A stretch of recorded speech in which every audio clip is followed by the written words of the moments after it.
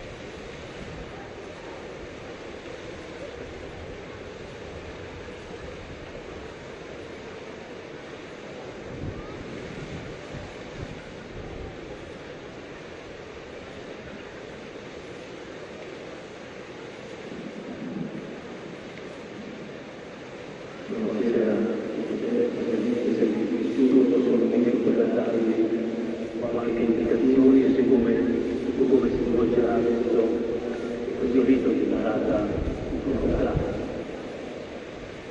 Ci sarà un'azione, un diretto di vedere, finale, Ronin, dopodiché si inizierà la processione. Il chiarito dal fondo, almeno la corrente di destra, per bellezza.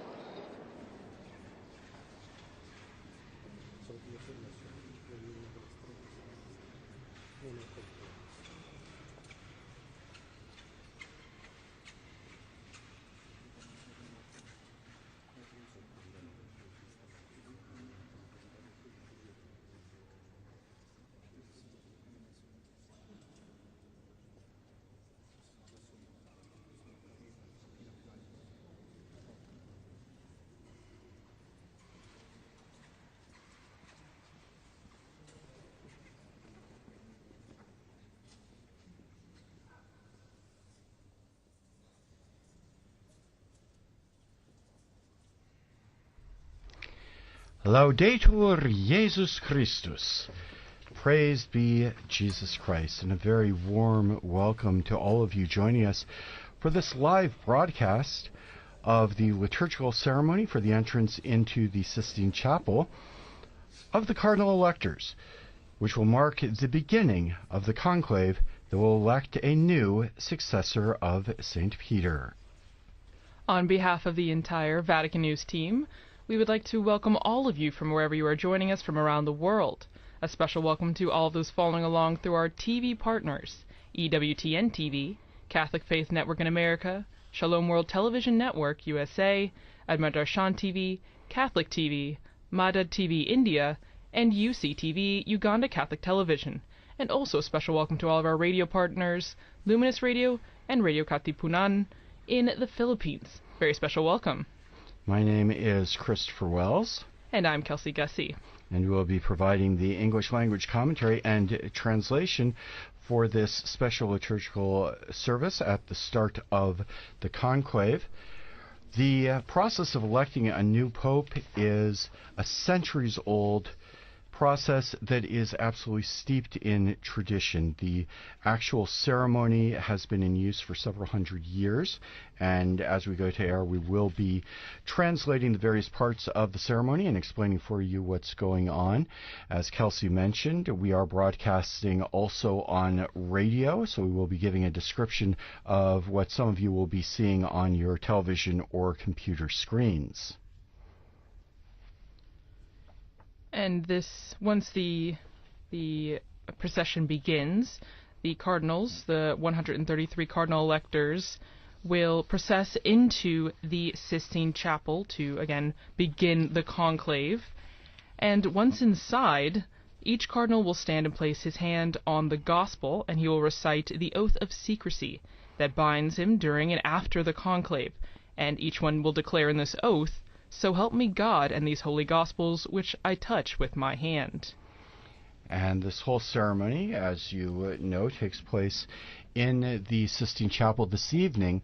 What we'll be seeing is we will take you live to the Sistine Chapel, and you can see now on your screens the room just outside the Sistine Chapel, which is where the procession will begin. And the order for the procession will begin with the Masters of Ceremonies, with the cross-bearer and candle-bearers, a number of functionaries who will take part in the what we might call the opening ceremony for the conclave, followed by the cardinal electors. And when the cardinal electors go in, there's a very strict hierarchy even amongst the cardinals. So the College of Cardinals is composed of 3 different orders. All cardinals, with one exception, all bishops. But within the College of Cardinals, there are cardinal bishops, cardinal priests, and cardinal deacons, as well as amongst the cardinal electors, one cardinal patriarch of Oriental Rite. That's Luis Rafael Sacco. And when they enter, they will enter in reverse hierarchical order. So the most recent cardinal deacon will be the first amongst the cardinal electors in the procession. He'll be followed in order by the other cardinal deacons. Then they will go to the order of cardinal presbyters. The most recently created cardinal presbyter will be first in line, followed again in order by the other cardinal presbyters according to the date on which they were created. And finally, the Cardinal Patriarch, Luis Rafael Sacco. And finally, the 4 cardinal bishops who are eligible to take part in the conclave. Those are Pietro Parolin, Fernando Filoni, Luis Antonio Tagle, and Robert Francis Prevost. So that will be the order of entry for the cardinals. And I think, Chris, you touched on it a bit by talking about the fact that there is a Cardinal Patriarch of the Oriental Rite, that this conclave is one of the most diverse in history, with electors hailing from about 70 countries, which shows a great effort through the years to broaden the representation in the Church. And I think it'll be really interesting to see, as we see the procession enter in, the people, the cardinals from all over the world. And in fact, from in the earliest days of the Church, there were different means of electing popes, including election by the clergy of the Church of Rome. Once the conclaves took their kind of modern form, the vast majority of papal elections were decided by cardinals from Europe, including primarily cardinals from Italy, but also cardinals from England, France, Spain, the Netherlands. We've had a Dutch pope, we've had an English pope, and especially in the past 150 years is the first time in the modern Church that we've seen cardinals representing countries from all the different continents from all over the world. The process this evening, after the procession into the Sistine Chapel, the cardinals will find their places. Each one has an assigned place, again based on the order of their creation and the order within which they are cardinals. And at the conclusion of the ceremony, we'll describe that for you as we go on. At the conclusion of the ceremony, the doors of the Sistine Chapel are formally closed. The Master of Pontifical Liturgical Ceremonies makes the proclamation extra omnes in Latin, which literally translates as everyone out. And everyone except for the cardinal electors at that moment will leave the Sistine Chapel, and it is foreseen that the cardinals will then proceed to first any necessary business that needs to be discussed and resolved, and then they'll proceed immediately to an election. Immediately after the extra omnes proclamation, Cardinal Raniero Cantalamessa, the former preacher of the papal household, will deliver a meditation, inviting the cardinals into a space of prayer and discernment before the deliberations begin. Well, and as you mentioned, Chris, since they're taking, well, as we talked about, the oath of secrecy that the cardinals are taking today, specifically regarding the conclave, what happens now and in the future, it's not just them that also take an act or an oath of secrecy. It extends, that it happened earlier this week actually, that all personnel that are involved in this aspect of the conclave take an oath of secrecy to remain absolutely secret, to not spill anything that happens during this time, and that includes the medical staff, if there's need for them, liturgical assistants. Even the Swiss Guards would have to take an oath of secrecy to make sure that it remains absolute in this form of electing a new pope, which would be the 200. And in fact, as you say, that also extends even to the housekeepers, the people who are preparing the meals for the cardinals. The cardinals, over the period from last night through today, have taken up residence in the Casa Santa Marta, the former residence of Pope Francis, which is also a residence for numerous prelates and priests and others who are involved in work in the Vatican. And when it comes time to elect a pope, they all have to move out of their homes. Right. It's written into their contracts, and they, the staff of the Vatican City State, prepares those rooms for the cardinals who will be taking part in the election. This time, as Kelsey might be able to tell us about here in a moment, there are more cardinals than ever before in a conclave. So not only is the residence of Casa Santa Marta taken up, but also a number of rooms in the former Casa Santa Marta, the old Santa Marta, to ensure that there's space for all of the cardinals. Each of them has a very modest room with a bed, a table, a chair, and not much else, a crucifix. And as one of the cardinals said, it really is, once you get into the conclave, a very prayerful, meditative atmosphere. There's not room for major speeches. They go in, they do the business of praying and voting and hopefully listening to the voice of the Holy Spirit. Kelsey, maybe you can tell us a little bit more about the large number of cardinals that are going to be taking part in this conclave. Well, as we saw, I mean, for sure, there is a greater number of cardinals from around the world. So not just hailing from Europe. We have cardinals from the African continent, from Asia, from the Americas. And so there is, as we would see, a greater representation from countries that have never had a cardinal elector in a conclave before.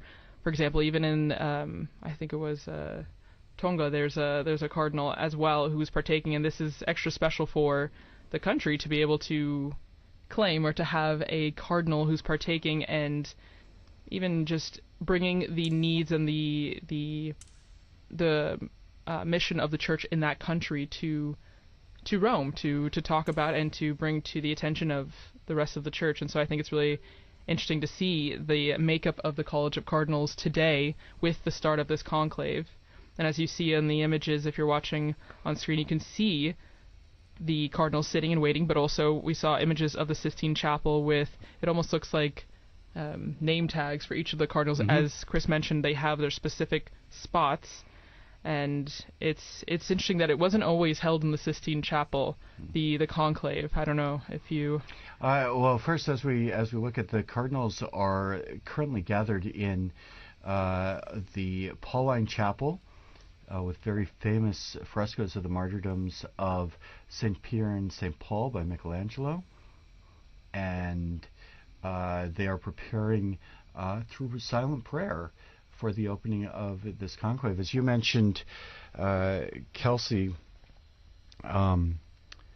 the cardinals have come from all the different continents. And one of the things that, again, Kelsey, you mentioned that there's been a process over these past few decades of trying to ensure that the whole universal church is represented. That's something that Pope Francis especially was very concerned for. He made quite a number of cardinals from countries that had never had a cardinal before. Mm-hmm. So we are anticipating in about 5 more minutes the entrance procession should start, and will take place entirely in Latin, including the oaths and the prayers of the cardinal electors. And among the people that we will be seeing in the procession, which will begin shortly, we will have the the Master of Ceremonies will lead the procession with a cross bearer and 2 people bearing candles. They're followed by 2 cantors who will lead the hymns and the chants for the opening ceremony, and 2 members each from the College of Prelate Auditors of the Roman Rota and Protonotaries Apostolic de Numero, as well as there's a process where when the cardinal electors enter the Sistine Chapel, after the first expulsion of all non-essential personnel, a churchman has been chosen to offer meditation to the bishops, to the cardinal electors,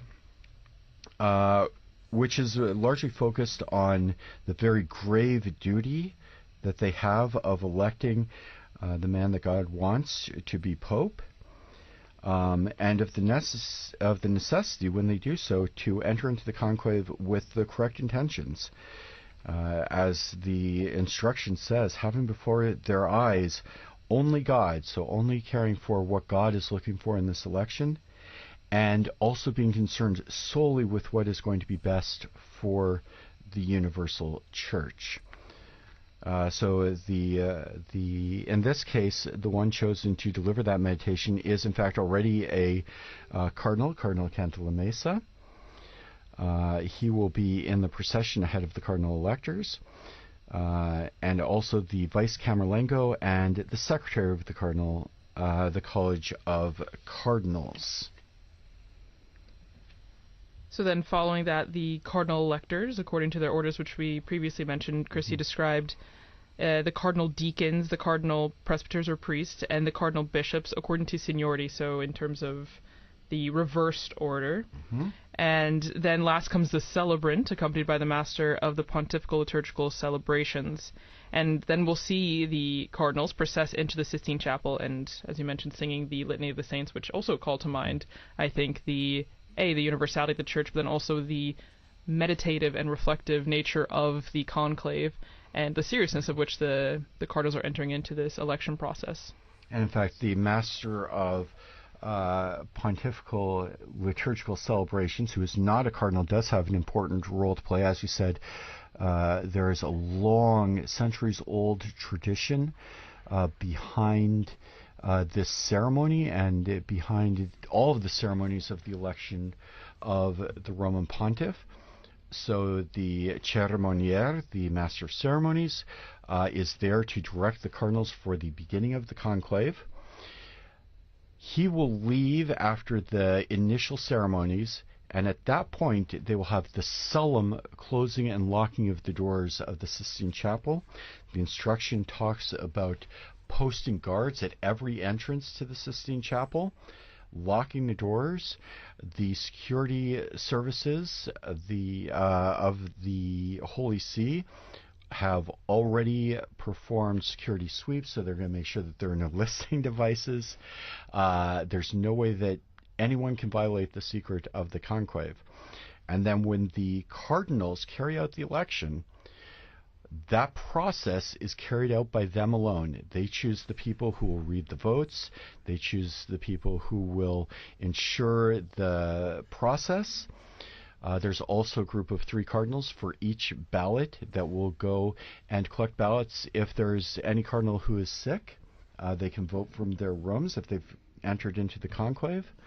And the whole process of casting votes, of counting the votes, of certifying the votes, and even of burning the ballots after an election is carried out by the cardinals themselves. But then when we do see the election, and hopefully very soon we'll have a new pope, when the next pope is chosen, the master of ceremonies will again have an important role of ensuring the vote. And we are now seeing the beginning of the conclave, nunc conclave, with Cardinal ad diligentum Perlin Romanum Pontificem ingrediemur. Ecclesia universa nobis in oratione communi conjunta, gratiam Spiritus Sancti instanter Cardinal exorat, Perlin is beginning ut dignus the pastor ceremony universi gregis Christi as a nobis the eligatur. ranking Cardinal Dominus Bishop, dirigat gressus as the nostros Dean of the in via College veritatis, of Cardinals is ut over the age of 80 and therefore not intercedentibus entitled beata to enter semper Virgine Maria, into the conclave. The beatis ceremony apostolis is Petro beginning et Paulo with et omnibus sanctis, is quae eis being sunt placita semper conducted agamus. under Cardinal Perlin. And he begins in the name of the with the sign of the cross, and a liturgical greeting to the cardinals. He says, "May the Lord, who directs our hearts in the charity and patience of Christ, be with you all." In response, "and with your spirit." And then a word of instruction to his brother cardinals. "Venerable brothers, having celebrated the divine mysteries," they celebrated the Mass for the election of the new pontiff earlier today in St. Peter's Basilica. And he continues, let's now enter into the conclave to elect the Roman pontiff. He then recites a short prayer. May the universal church, joined with us in common prayer, invoke without delay the grace of the Holy Spirit, so that one from among us might be elected a worthy pastor of the whole flock of Christ. He continues, may the Lord direct our steps in the way of truth, that through the intercession of the Blessed Mary, ever Virgin, of the blessed apostles Peter and Paul, and of all the saints, we might always do what is pleasing to him. As we mentioned, the procession is now beginning with the cross-bearer and candles, and the litany of the saints, where we see alternating the cantors and those taking part in the procession.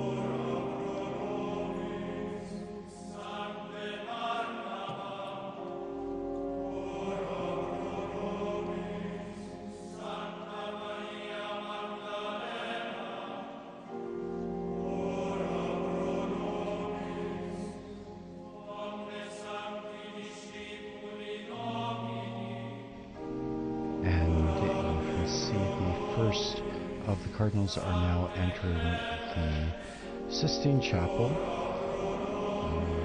following the various assistants and the Vice Camerlengo and the Secretary of the College of Cardinals.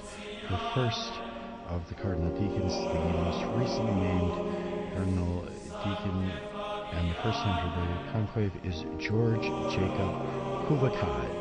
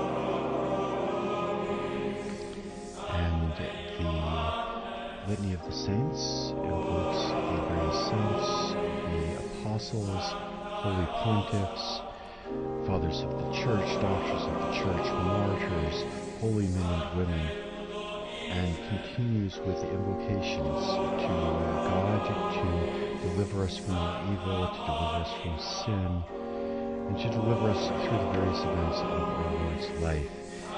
And after each of those petitions, there is the invocation, Free us, O Lord, and then a series of different petitions to which the cardinals respond, We beseech thee, hear us. And all of those praying for guidance from the Holy Spirit in this process of electing a new pontiff.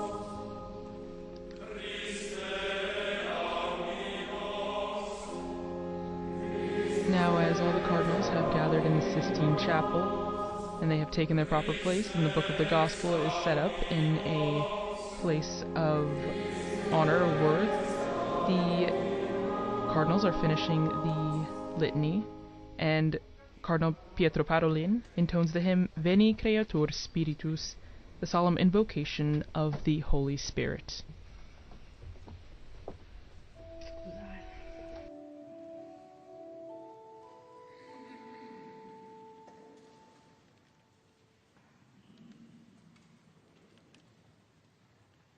Veni Creator Spiritus. Spiritus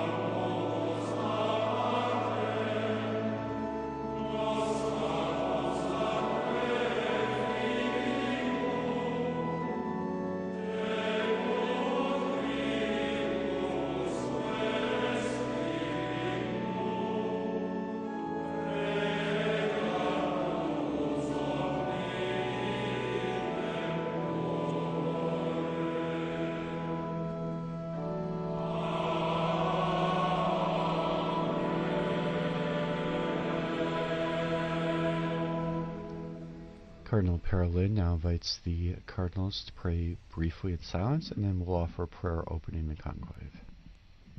Oremus. Ecclesiae tue Domine, rector et custos, O Lord, ruler and protector of your church, pour forth upon your servants, we beseech you, a spirit of discernment, of truth, and of peace, so that they may acknowledge with all their heart the things that are pleasing to you, and cleave to those things that have been perceived with all their strength. Through Christ our Lord. Amen. And following the prayer, we transition into the part where all the cardinal electors take part in the solemn swearing of the oath, as we mentioned at the beginning, which invites them to take this conclave in a form of solemnity and to maintain an aura of secrecy with what goes on. Omnes et singuli in hac electione summi And this pontificis is the formula of the oath that Cardinal Parolin is now reading.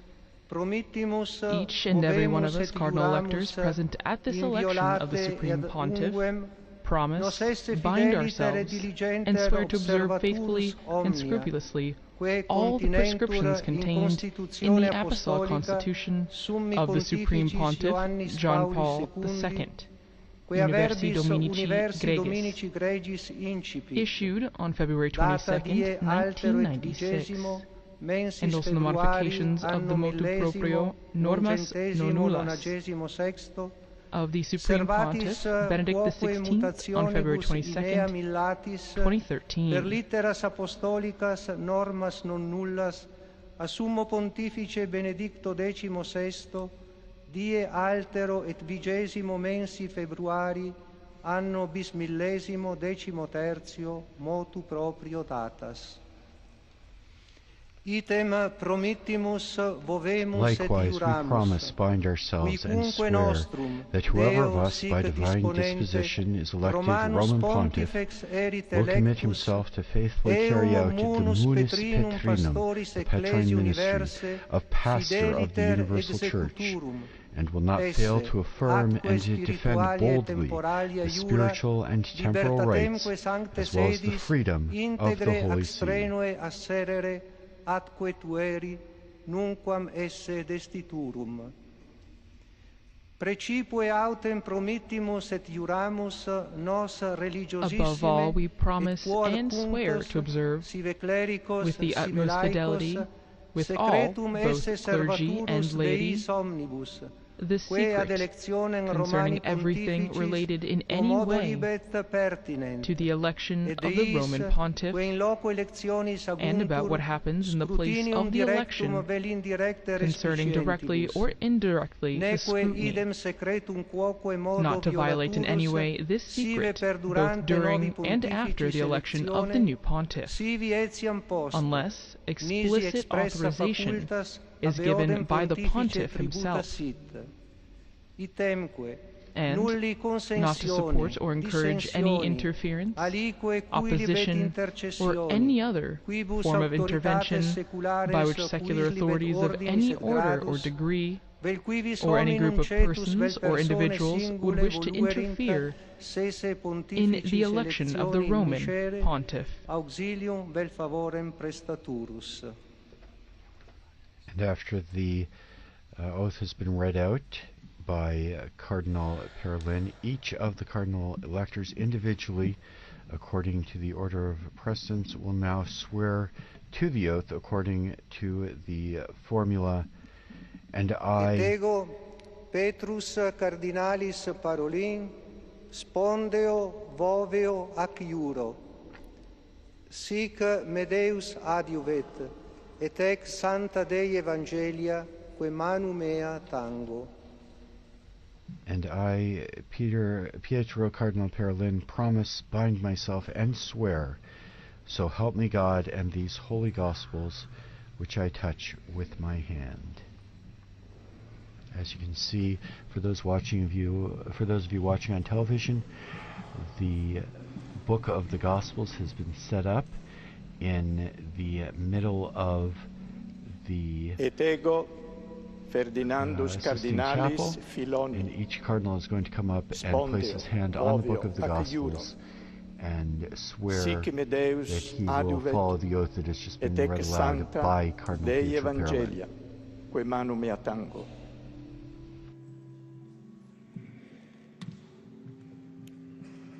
Et ego, Aloysius Antonius Cardinalis Tagli, spondeo voveo acciur, sic me Deus adjuvet, et hec sancta Dei Evangelia, quae manu mea tango.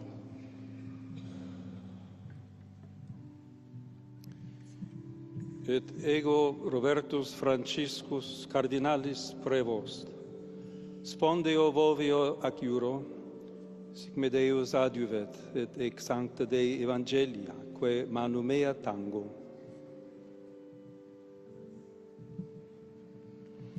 Et ego Luis Raphael Cardinalis Saco, spondeo voveo acciuro, sic me Deus adjuvet, et hec sancta Dei Evangelia, quae manu mea tango.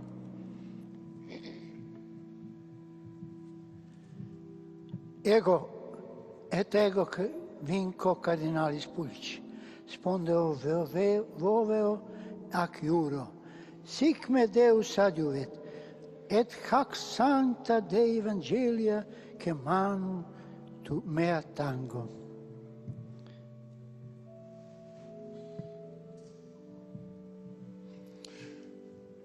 Et ego Petrus Cardinalum Cojo Texan, spondeo voveo acciuro, sic me Deus adjuvet, et hec sancta Dei Evangelia, quae manu mea tango.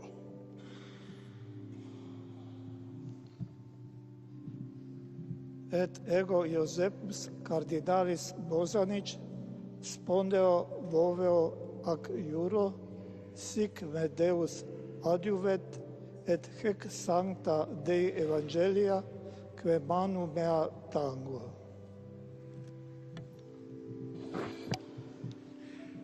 Et ego Philippus Cardinalis Barbara, spondeo voveo acciuro, sic me Deus adjuvet, et ex sancta Dei Evangelia, quae manu mea tango. Et ego Petrus Cardinalis Erde, spondeo voveo acciuro, sic me Deus adjuvet, et hec sancta Dei Evangelia, quae manu mea tango. Now, when the cardinals entered into the Sistine Chapel, they entered in reverse order, but now to read the oath one by one, they enter in order of seniority, but also by seniority of the order. So first, we had the order of bishops, cardinal bishops, led by Cardinal Pietro Parolin, followed by the Cardinal Patriarch of the Oriental Rite, and then there will be the Cardinal Presbyters, and ending with the Cardinal Deacons.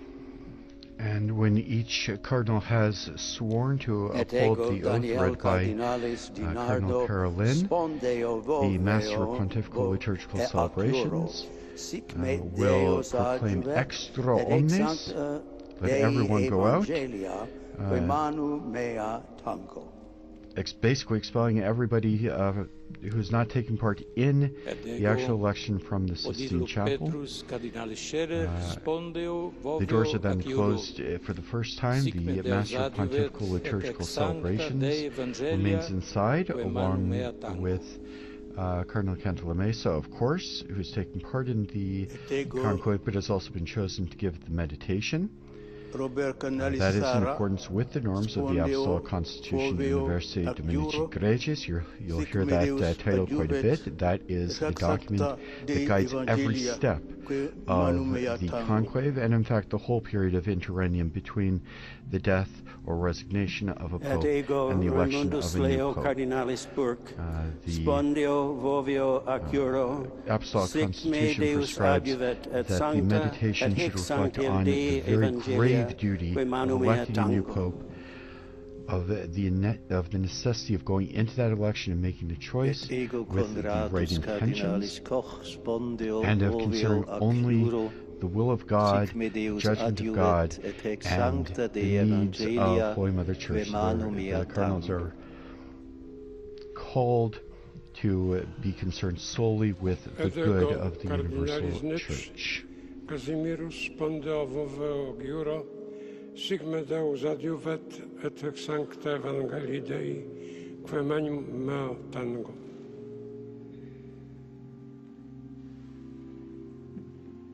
Et ego Albertus Cardinalis Pater Bendigedon spondeo voveo ac iuro, sic me Deus adjuet et ex sancta Dei Evangelia quae manu mea tango. Et ego Reinhardus Cardinalis Marx spondeo voveo ac iuro, sic me Deus adjuvet et ex sancta Dei Evangelia quae manu mea tango.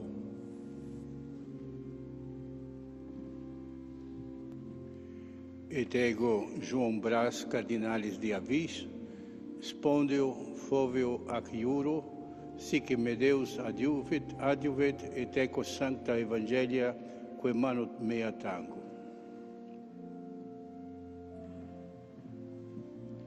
Et ego Thomas Cardinalis Collins spondeo voveo ac iuro, sic me Deus adjuvet et ex sancta Dei Evangelia quae manu mea tango.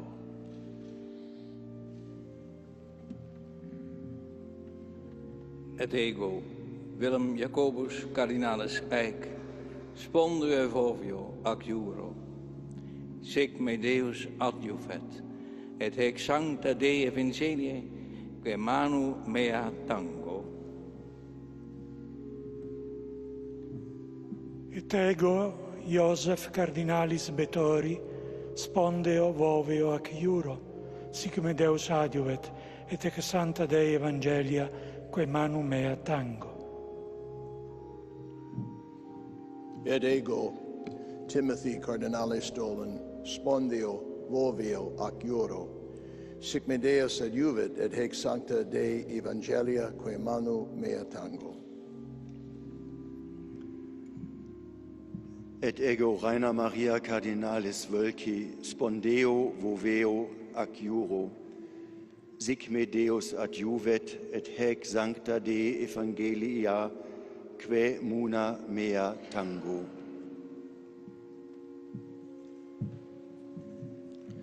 Et ego Jacobis Cardinalis Harvey spondeo roveo ac iuro, sic me Deus adjuvet et haec sancta Dei Evangelia de manu mea tango.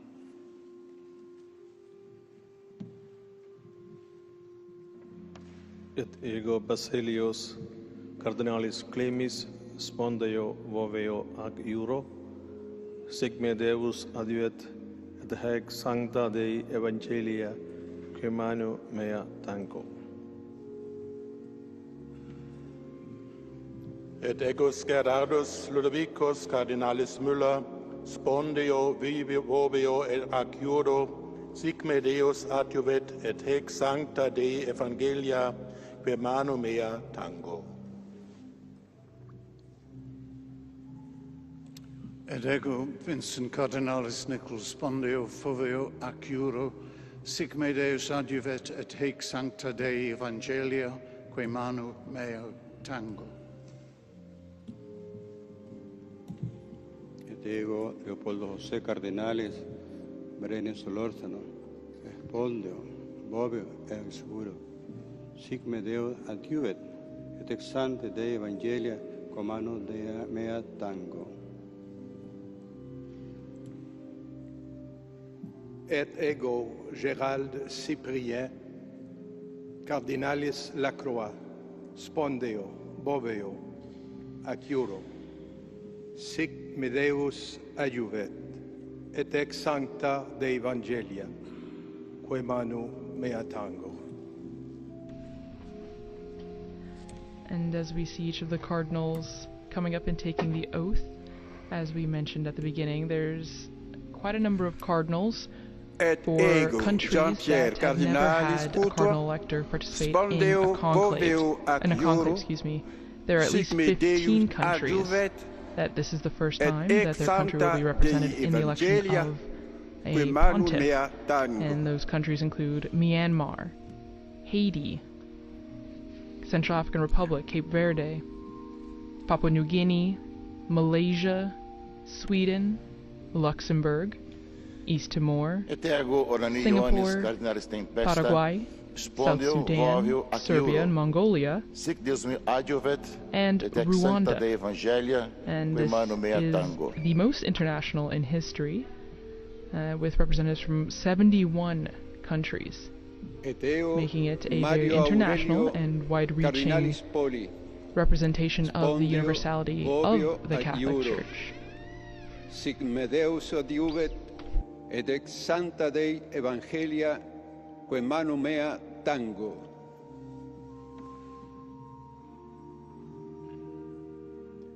Et ego Philippus cardinalis vedraugo, spondeo voveo at iuro, sic me Deus adiuvet, et ex sancta Dei Evangelia, que manu mea tango.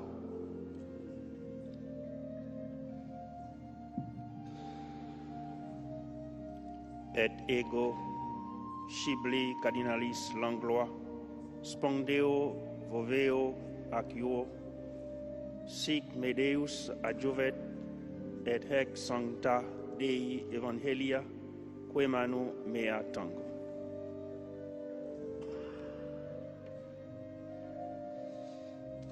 Et ego Manuel cardinalis Clement, spondeo voveo ac iuro, sic me Deus adjuvet, et ex sancta Dei Evangelia, que manu mea tango.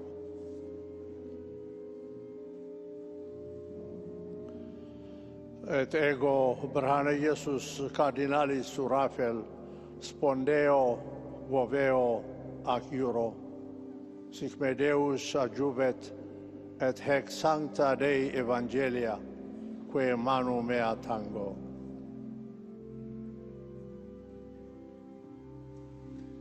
Et ego John cardinalis Jew, spondeo vovio ac iuro, sic me Deus adjuvit, et haec sancta Dei Evangelii, qui manu mea tango.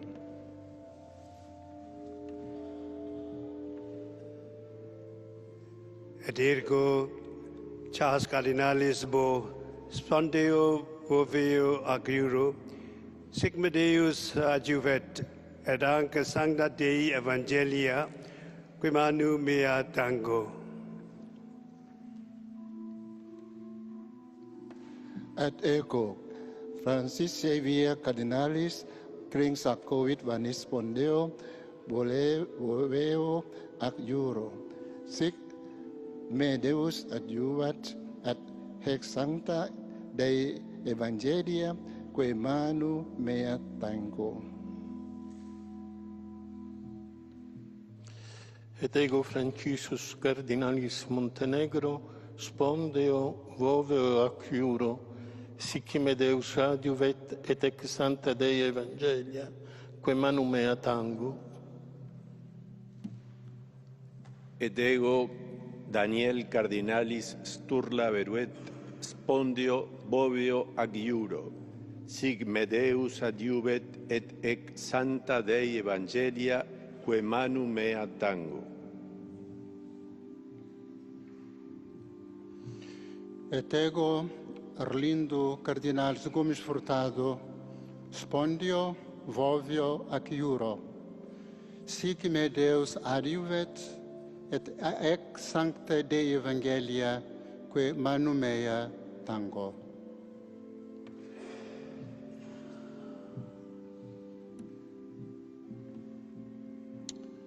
Et ego Soane Patita cardinalis Maffi, spondeo voveo ec iuro, sic me Deus adjuvet, ec haec sancta Dei Evangelia, que manu mea tango.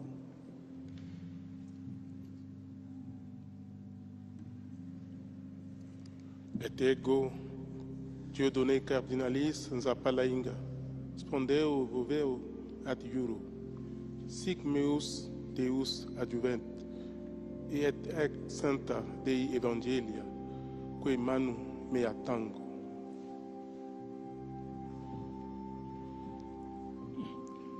Et ego, Cardenal Osoro, spondeo adjuro, si me Deus adjuvet et sancta Dei Evangelia, quae manu mea tango.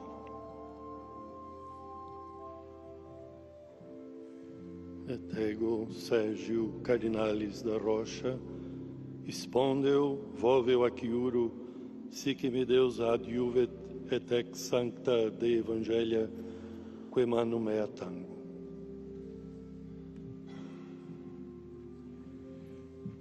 Et ego Blasius Cardinalis Supic, spondeo volveo ac iuro, sic me Deus adjuvet et hic sancta Dei Evangelia, quae manu mea tango.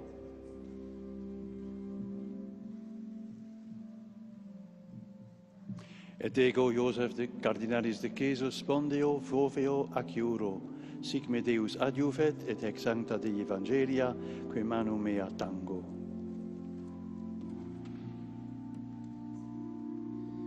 Et ego Carlos Cardinalis Aguiar Retes, spondeo boveo ac iuro, sic me Deus adjuvet et ex sancta Evangelia, quae manu mea tango.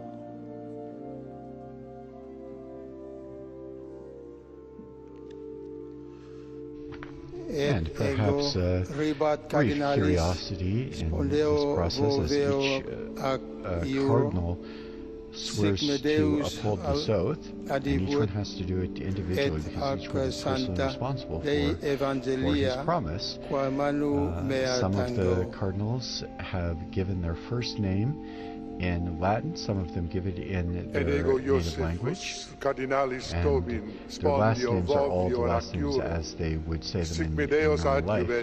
And when we have the announcement of the new Pope, hopefully guided by the Holy Spirit very soon, the announcement will be made in a similar fashion where they will read the formula for the announcement of a new Roman Pontiff.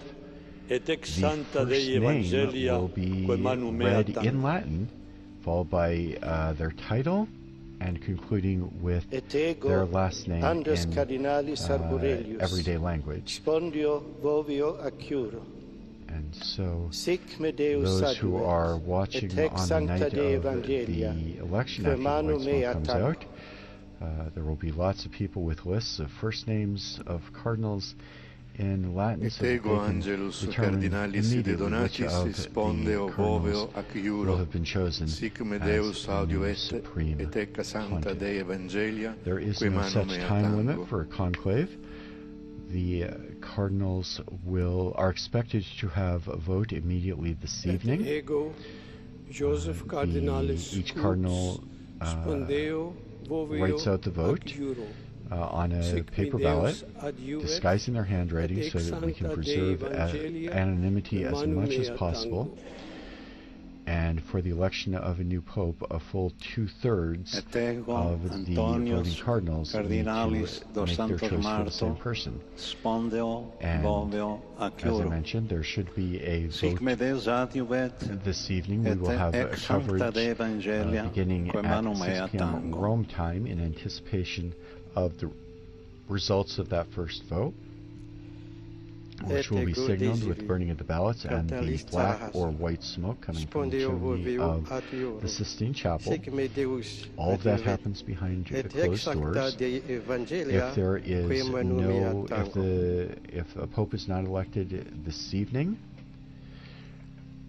the conclave concludes for the day, and we'll pick up again tomorrow morning with Mass and prayer. And each day, subsequent day, there are 2 votes in the morning if necessary, and 2 votes in the afternoon if necessary. If no pope is elected, the black smoke comes out after the second vote. If Pope is elected, of course, the white smoke will come after whichever vote it happens at. After several rounds of voting, if it takes that long, There is provision in the Apostolic Constitution for a period for a break where the cardinals will not vote, and then they will pick up after a day of reflection and prayer. They'll pick up again the following day and continue again in groups of successive votes with certain periods programmed in, where if there is a longer conclave, they will have various points at which they'll be able to take a break and reflect and pray.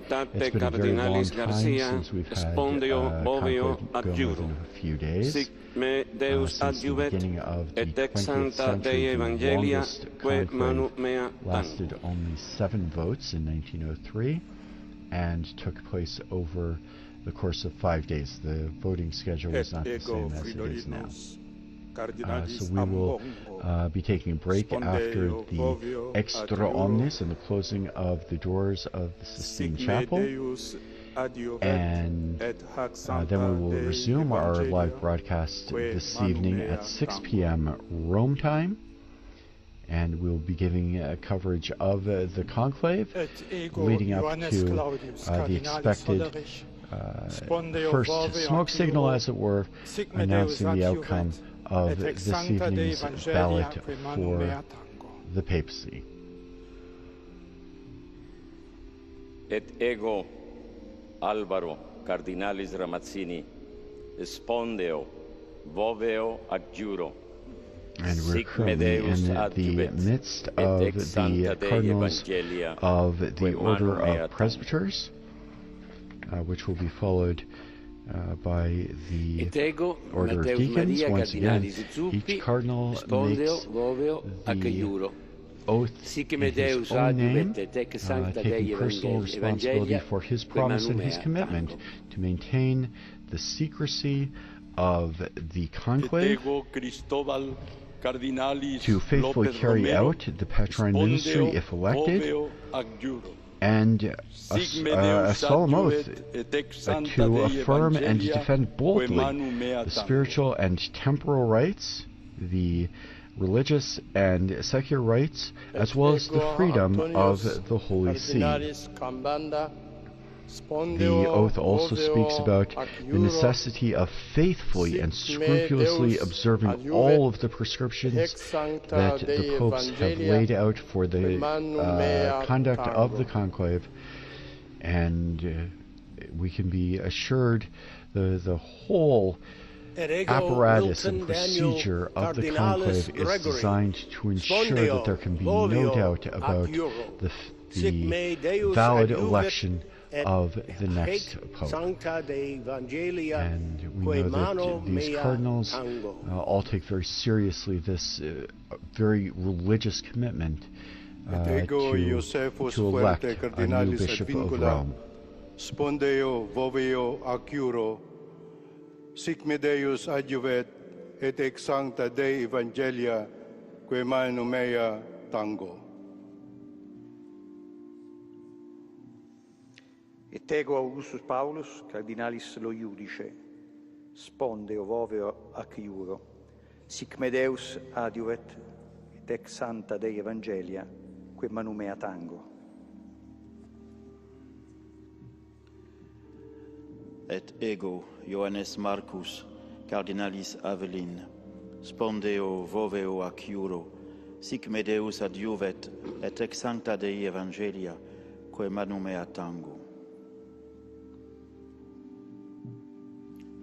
Et ego Peter et Bere cardinalis Abaleke, spondeo voveo ac iuro, sic me Deus adiuvet, et hex sancta Dei Evangelia, quae manu Deo tango.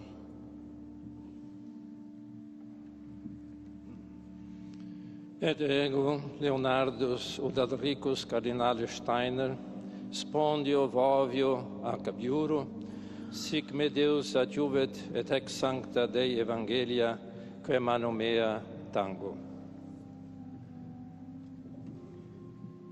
Et ego Philippus Neri, cardinalis Ferrau, spondeo vovio ac iuro, sic me Deus adjuvet, et ex sancta Dei Evangelia, que manu mea tango.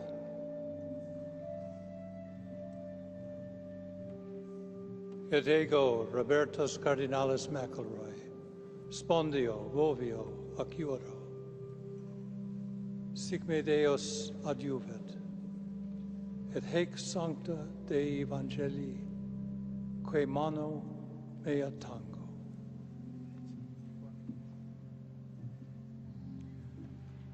Et ego Virgilius Cardinalis do Carmo da Silva, spondio, vovio, acciuro. Sic me Deus audivet, et haec sancta Dei Evangelia, que manu mea tango. Et ego Anscarius Cardinalis Cantoni, spondeo, voveo, acciuro. Sic me Deus adiuvet, et ex sancta Dei Evangelia, que manu mea tango.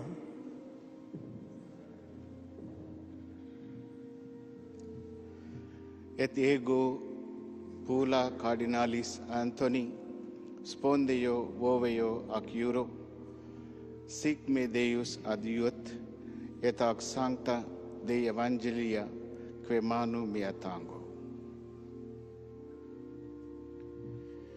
Et ego Paulus Caesar Cardinalis Costa, spondeo, voveo, acciuro.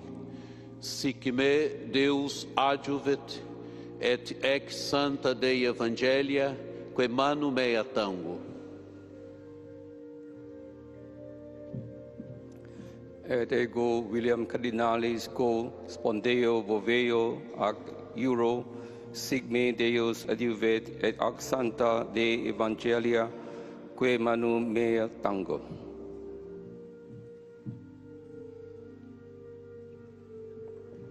Et ego Adalbertus Cardinalis Martinez Flores, spondeo, voveo, adjuro.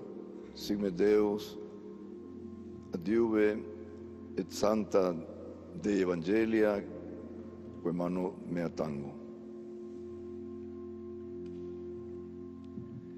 Et ego Georgius Cardinalis Marengo, spondeo, voveo, acciuro. Sic me Deus adiuvet, et ex sancta Dei Evangelia, que manu mea tango. Et ego Petrus Baptista Cardinalis Pizzaballa, spondeo, voveo, acciuro.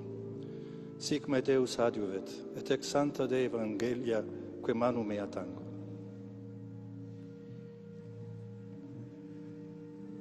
Et ego Stephen Cardinalis Brislin, spondio, vovio, adiugoro. Sic me Deus adiuvet, et haec sancta Dei Evangelia, quae manu mea tango. Et ego Angelus Sixtus Cardinalis Rossi, spondio, voveo, acciuro.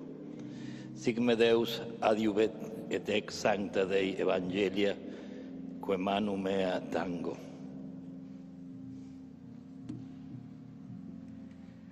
Et ego Aloisio Joseph Cardinalis Rueda Aparicio, spondeo, voveo, acciuro. Sic me Deus adiuvet, et ex sancta Dei Evangelia, que manu mea tango.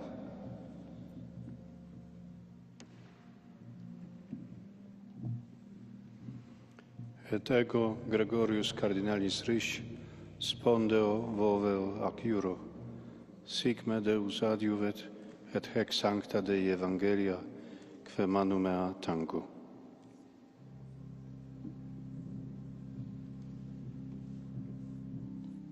Et ego Mula Stephen Cardinalis Stephen Martin Mula, spendo, vevo, acciura. Sic me Deu advent, ad hac sancta Dei Evangelia, qui mani mea tango.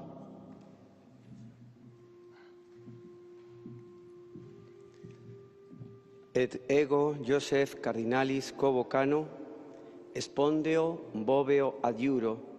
Sic me Deu adiuvet, et ec sancta Dei Evangelia, quae manu mea tango.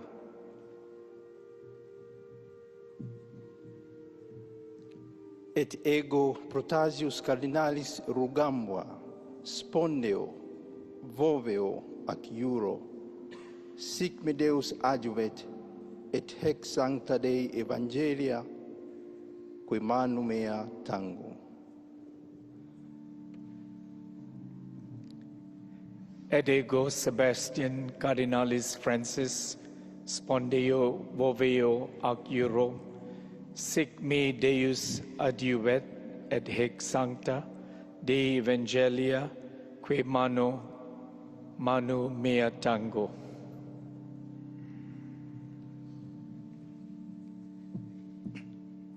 Et ego Stephen Cardinalis Chao, spondeo, voveo ac iuro, sic me Deus adjuvove, et ac sancta Dei Evangelia, quae manu mea tango. Et ego Franciscus Saverius Cardinalis Bustillo, spondeo, voveo ac iuro, sic me Deus adjuvet, et ex sancta Dei Evangelia, quae manu mea tango. Et ego Americum Cardinalis Aguiar, spondeo, voveo ac iuro, sic me Deus adjuvet, et ec sancta Dei Evangelia, quae manu mea tango.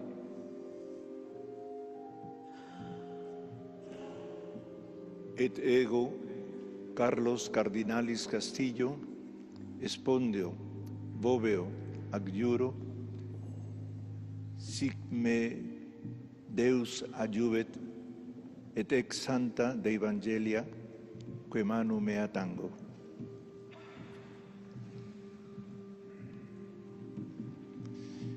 Et ego Vicente Cardinalis Bocalich, spondeo, voveo ac iuro, sic me Deus adjuvet, et ex sancta Dei Evangelia, quae manu mea tango.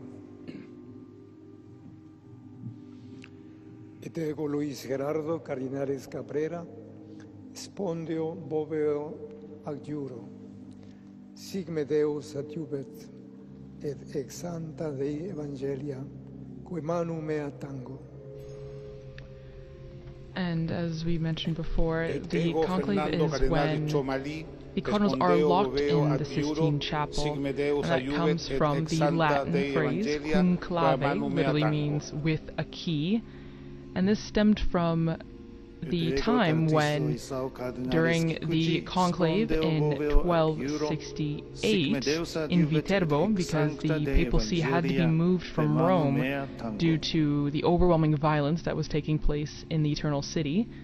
So the papal see was moved to a small town, Viterbo, right outside of Rome, and it was the longest conclave in history, lasting just about 3 years, and to encourage the cardinals who had taken so long, the citizens of Viterbo had locked the cardinals into the palace of the popes in Viterbo, and also kept them limited to bread and water to, again, encourage an election, a quicker election, but it still ended up taking until September of 1271, after about 3 years without a pontiff, and it was at that time that Pope Gregory X was elected.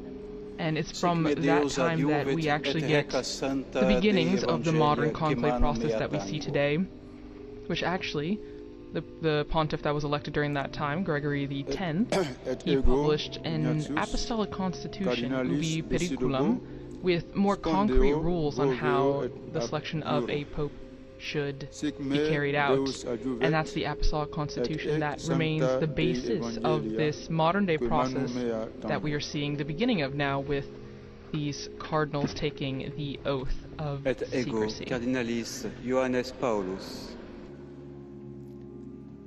et ego Johannes Paulus, Cardinalis Vesco, spondeo, vovevo ac iuro, sic me Deus adjuvet, et ex sancta Dei Evangelia, quae manu mea tango. Et ego Dominicus Josephus Cardinalis Mathieu, spondeo voveo ac iuro, sic me Deus adiuvet et hec sancta Dei Evangelia, que manu mea tango. Et ego Robertus Cardinalis Repole, spondeo voveo ac iuro, sic me Deus adiuvet et hec sancta Dei Evangelia, que manu mea tango. Et ego Baldassare Cardinalis Reina, spondeo voveo ac iuro, sic me Deus adiuvet et ec sancta Dei Evangeli, que manu mea tango. Et ego Franciscus Cardinalis Leo, spondeo voveo ac iuro, sic me Deus adiuvet et ec sancta Dei Evangelia, que manu mea tango. Et ego Micola Cardinalis Bicioc, spondeo voveo ac iuro, sic me Deus adiuvet et hec sancta Dei Evangelia, que manu mea tango.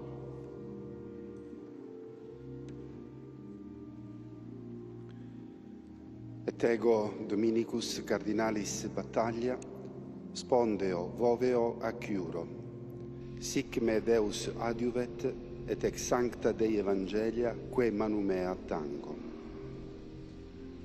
And now we move on to the order of deacons, Dominicus Cardinalis Mamberti, including the Cardinal Camerlengo, who had responsibility for the property, the fiscal goods of the patrimony of St. Peter, and has an important role during the papal interregnum, the sedevacante, as we get closer to the last of the cardinals making their oath to faithfully adhere to the rules for the conclave, to fulfill the duties of the patriarch ministry if they are chosen as Pope, and especially to preserve the secrecy that is involved with the election of the Roman Pontiff. We will approach the point where we will hear the Master of Pontifical Liturgical Ceremonies proclaim the Latin phrase extra omnes. Let everyone go out, calling all those who are not cardinal electors to leave the Sistine Chapel. The papal MC will remain within the Sistine Chapel briefly while Cardinal Cantalamessa gives the meditation to the cardinals according to the Apostolic Constitution Universi Dominici Graecis. And at the conclusion of that meditation, with the papal ceremoniere, the papal master of ceremonies, guiding the ceremony, he will then leave the Sistine Chapel. He will ensure that all of the entrances to the Sistine Chapel are closed and secured, the guard is posted, and the cardinals will proceed with the first ballot according to the ceremony. After the papal MC leaves the Sistine Chapel, the cardinal dean, or the person acting on his behalf, having consulted the electors, will immediately invite them to consider any business that they feel must be urgently addressed. And in the absence of any urgent business, or after that has been concluded, the cardinal electors will proceed to the first vote, again according to all the procedures laid out in the Apostolic Constitution Universi Dominici Graecis. And the ceremony indicates finally that the first session of the conclave may be fittingly and appropriately closed by invoking the help of the Virgin Mother of God, Mary Most Holy, with the very ancient and traditional Marian prayer, the hymn, Sumptuum Presidium. We fly to thy protection, O Holy Mother of God. Despise not our petitions in our necessities, but deliver us always from all dangers, O glorious and blessed Virgin.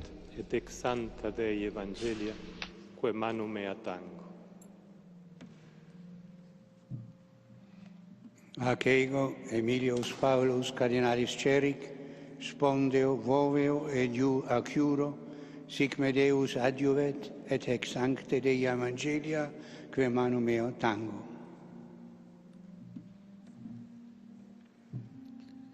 Et ego, Christophorus Cardinalis, Pierre, spondeo, voveo, acciuro, sic me Deus adjuvet, et ex sancta Dei Evangelia, que manu mea tengo.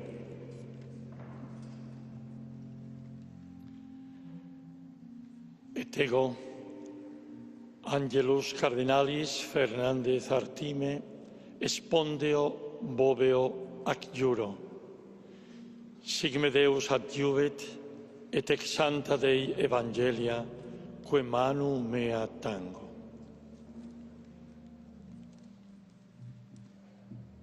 Et ego, Rolandus Cardinalis Makritskas, spondeo, voveo, acciuro. Sic me Deus adjuvet, et ex sancta Dei Evangelia, que manu mea tango. Et ego, Timotheus Cardinalis Radcliffe, spondeo, voveo, acciuro, sic me Deus adjuvet, et ex sancte Dei Evangelii, que manu meo tango. Et ego, Fabius Cardinalis Baggio, spondeo, voveo, acciuro, sic me Deus adjuvet, et ec sancte Dei Evangelia, que manu mea tango. Et ego, Georgium Cardinalis Cuvacad, spondeo, voveo, acciuro, sic me Deus adjuvet, et ec sancta Dei Evangelia, que manu mea tango.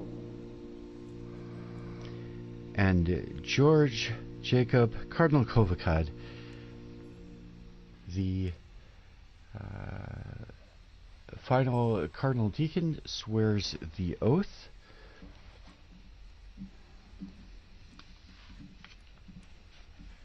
And we proceed to the closing of Extra omnes. We hear those words in Latin where it means everyone out,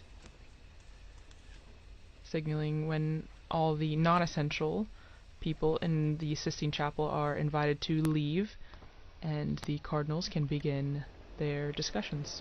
So for those of you watching on television, there are a number of notaries who were there in their capacity to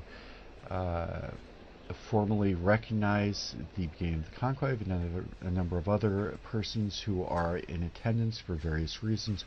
All of them are ordered out of the Sistine Chapel, and as soon as they leave, the doors will be closed, the meditation will be given, the papal MC will leave, and the solemn closing, locking, and guarding of the doors of the conclave will take place, followed by the first vote this evening. And with the exit from the Sistine Chapel, our live coverage of the Cardinal's entrance into conclave for the election of the 267th Pope draws to a close. We do invite you to visit our Vatican News website, Facebook, Instagram, X, and YouTube accounts for continuous coverage of the conclave.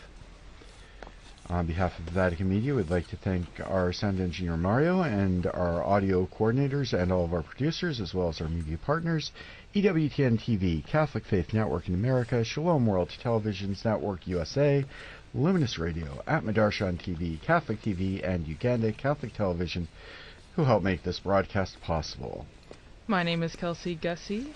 And I'm Christopher Wells. It's been our very great pleasure providing the English commentary and translation of the ceremony of the entrance into the conclave for you. A very special thank you to all of you for joining us wherever you have been listening or watching. And don't forget to join Chris and our colleague Linda Bordoni again in just a few minutes at 6 p.m. local Rome time for the live commentary as we await the Cardinal's decision, and keep an eye out on the chimney on the Sistine Chapel for either black or white smoke later this evening.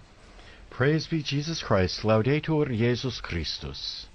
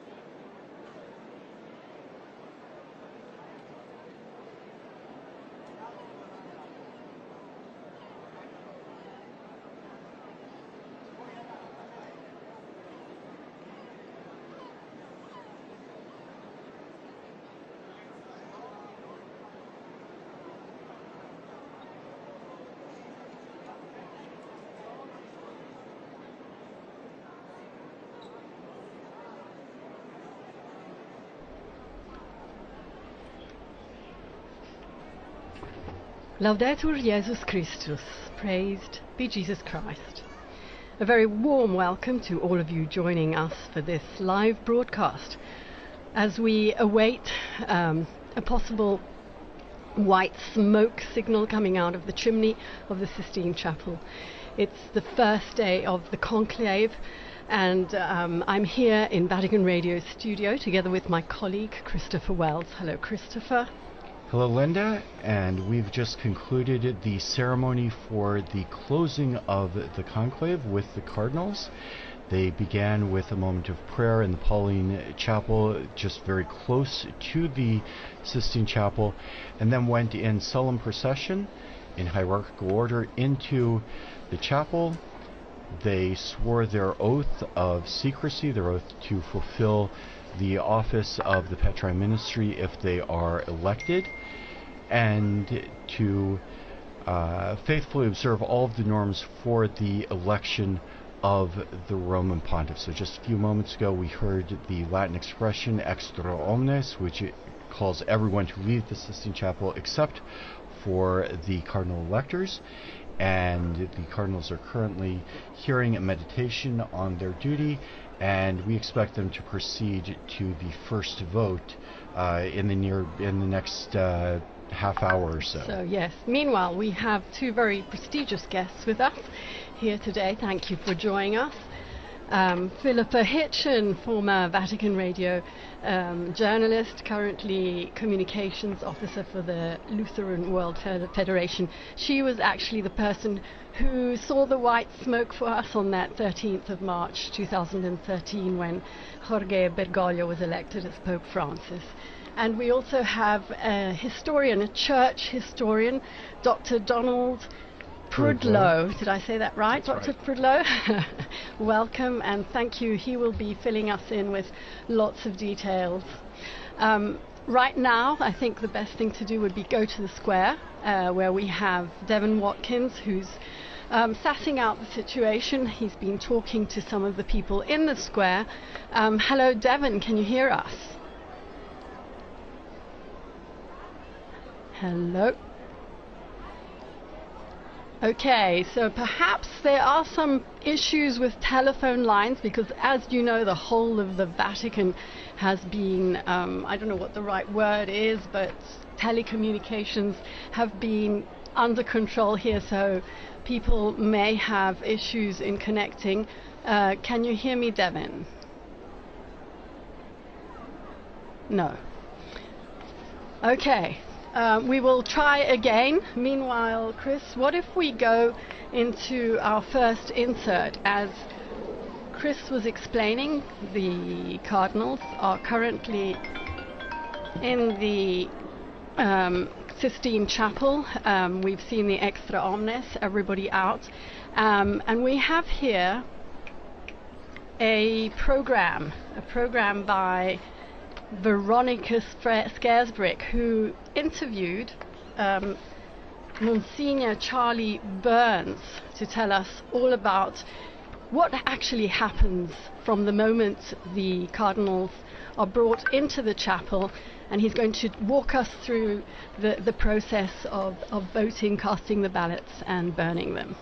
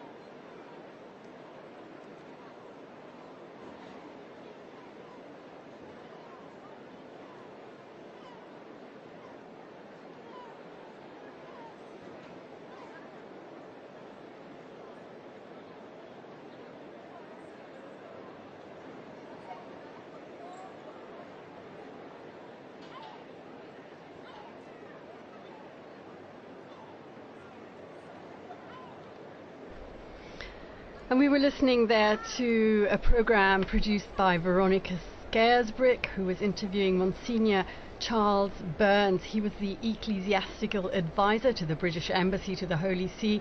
He also served as a canon of St. Peter's Basilica, and he continues to be active in Rome, although he's retired from his role in the Vatican archives after 35 years. And here with us in studio this evening, we have Dr. Donald Prudlow, my friend from very way back. Dr. Prudlow is the Warren Professor of Catholic Studies at the University of Tulsa in Oklahoma in the United States. Dr. Prudlow, thanks for joining us this afternoon. Thank you. It's a pleasure to be here on this historic occasion. And you have your academic field is history, and especially medieval history. And maybe you tell us, the popes haven't always been elected through this very elaborate process of the conclave. Maybe you could say a few words to start us off with the original process for choosing the Bishop of Rome. It's a very old institution. We're electing the 267th successor of St. Peter. And for the first millennium, the election was largely done by the clergy of Rome, and in very early days by an accession of the people of Rome together. But as time went on, two problems arose around the year 1000, and that was how to provide representation for a church that was rapidly growing throughout Europe and then throughout the world for this very important position. And the second is how to free papal elections from secular domination, from the domination of kings and princes and emperors, and how to make it secure as a religious office. And that's where we saw the rise of the position of cardinal, which is not a biblical position, it's an ecclesiastical position, and it developed out of the clergy of Rome, and still has a connection to the clergy of Rome. Absolutely. It's critical that the cardinals can trace their lines back to the early, particularly the parishes of Rome, the deaconries of Rome, and that allows them, so when we saw last Sunday all of the cardinals going out to their titular parishes where they're pastors of and saying Mass there and meeting the people in those parishes, technically they are the pastor of that, and as a pastor of the city of Rome, they are entitled by ancient right to elect the Bishop of Rome. But notice what that does is, let's say a bishop from England or a bishop from Germany, from France, the Pope particularly wants them as an advisor, wants to give Germany, France, Italy, Spain a say in the election. He will appoint them as an advisor, a title that came to be assigned with cardinals, from cardines, the hinges of the Roman Church, the close associates of the Roman Church.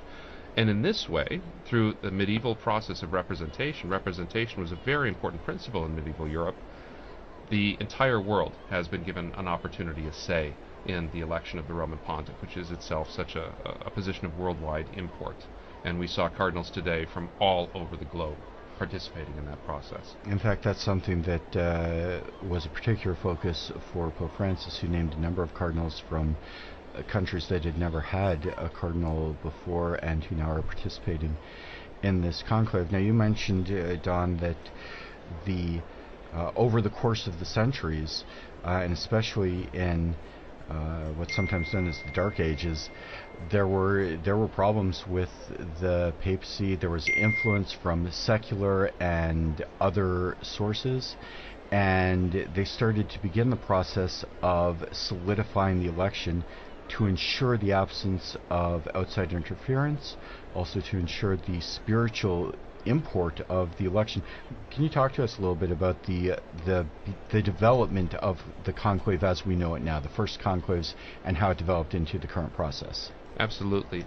Since Rome is, in a certain sense, the central hub of the wheel of the Church, it's an important position. We know that. We saw the worldwide representation at Pope Francis's funeral, and we see what a significant power that this office can hold, and so that makes it important, that makes it interesting for secular rulers to try to interfere in the selection in order to get a candidate that might be more friendly to their political or earthly interests.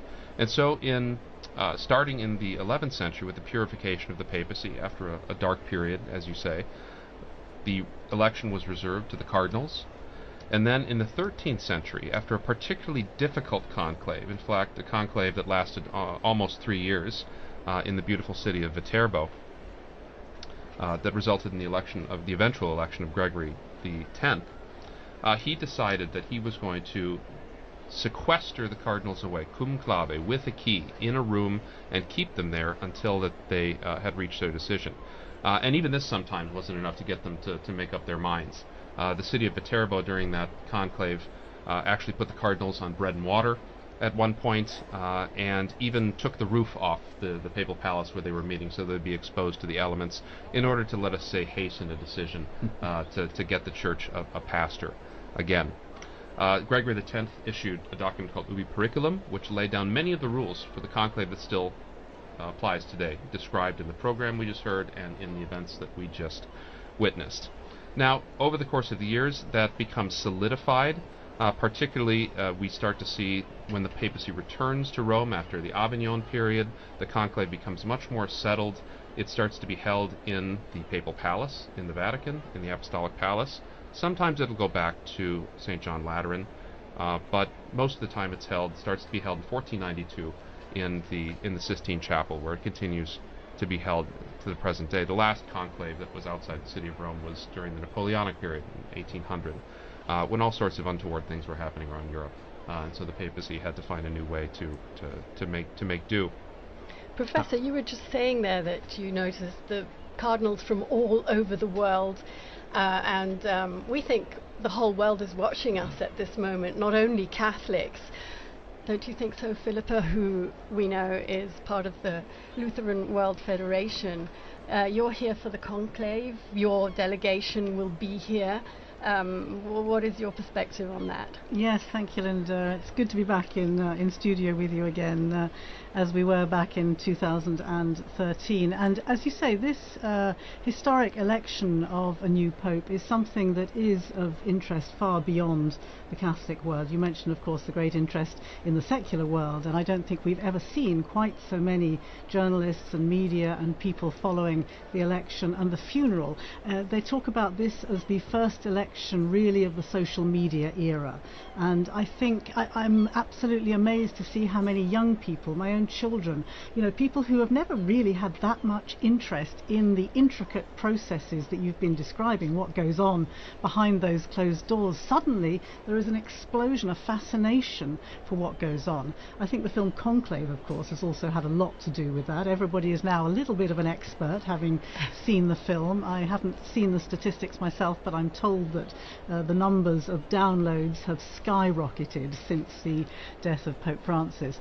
But coming back to your question, yes, I have always been particularly interested in the ecumenical aspects of these elections, having followed very closely the ecumenical scene under the pontificates of John Paul II, then Pope Benedict, and then of course Pope Francis.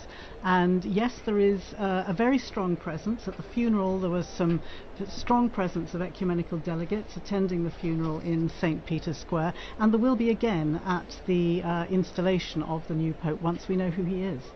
Right now we're watching images of the square, and we've just been seeing a lot of media out there with their cameras, and I think we have Devon on the line now. He is in the square.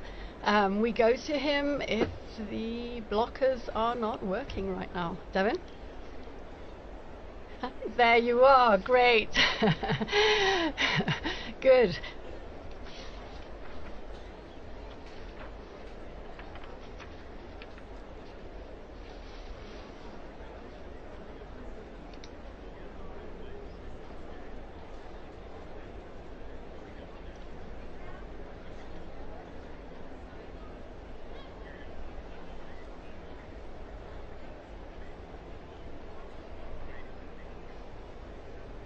We know that Romans traditionally flock to the square once they see the white smoke.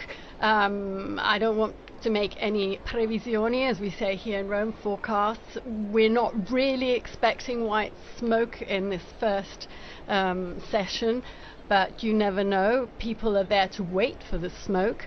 I understand you also spoke to a few of the people in the square, and we will be playing some of those clips in a while.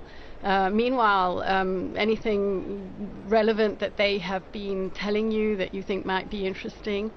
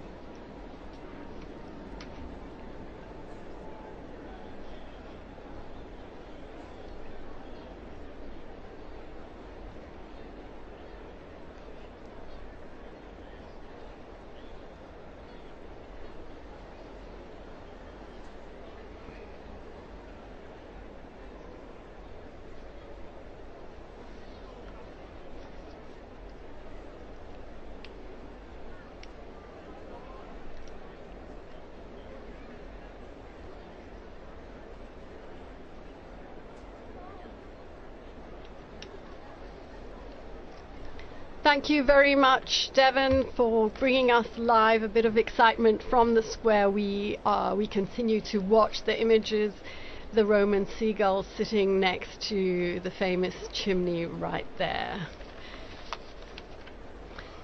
Back to Philippa and to Professor Prudlow here in studio. We have so much to talk about.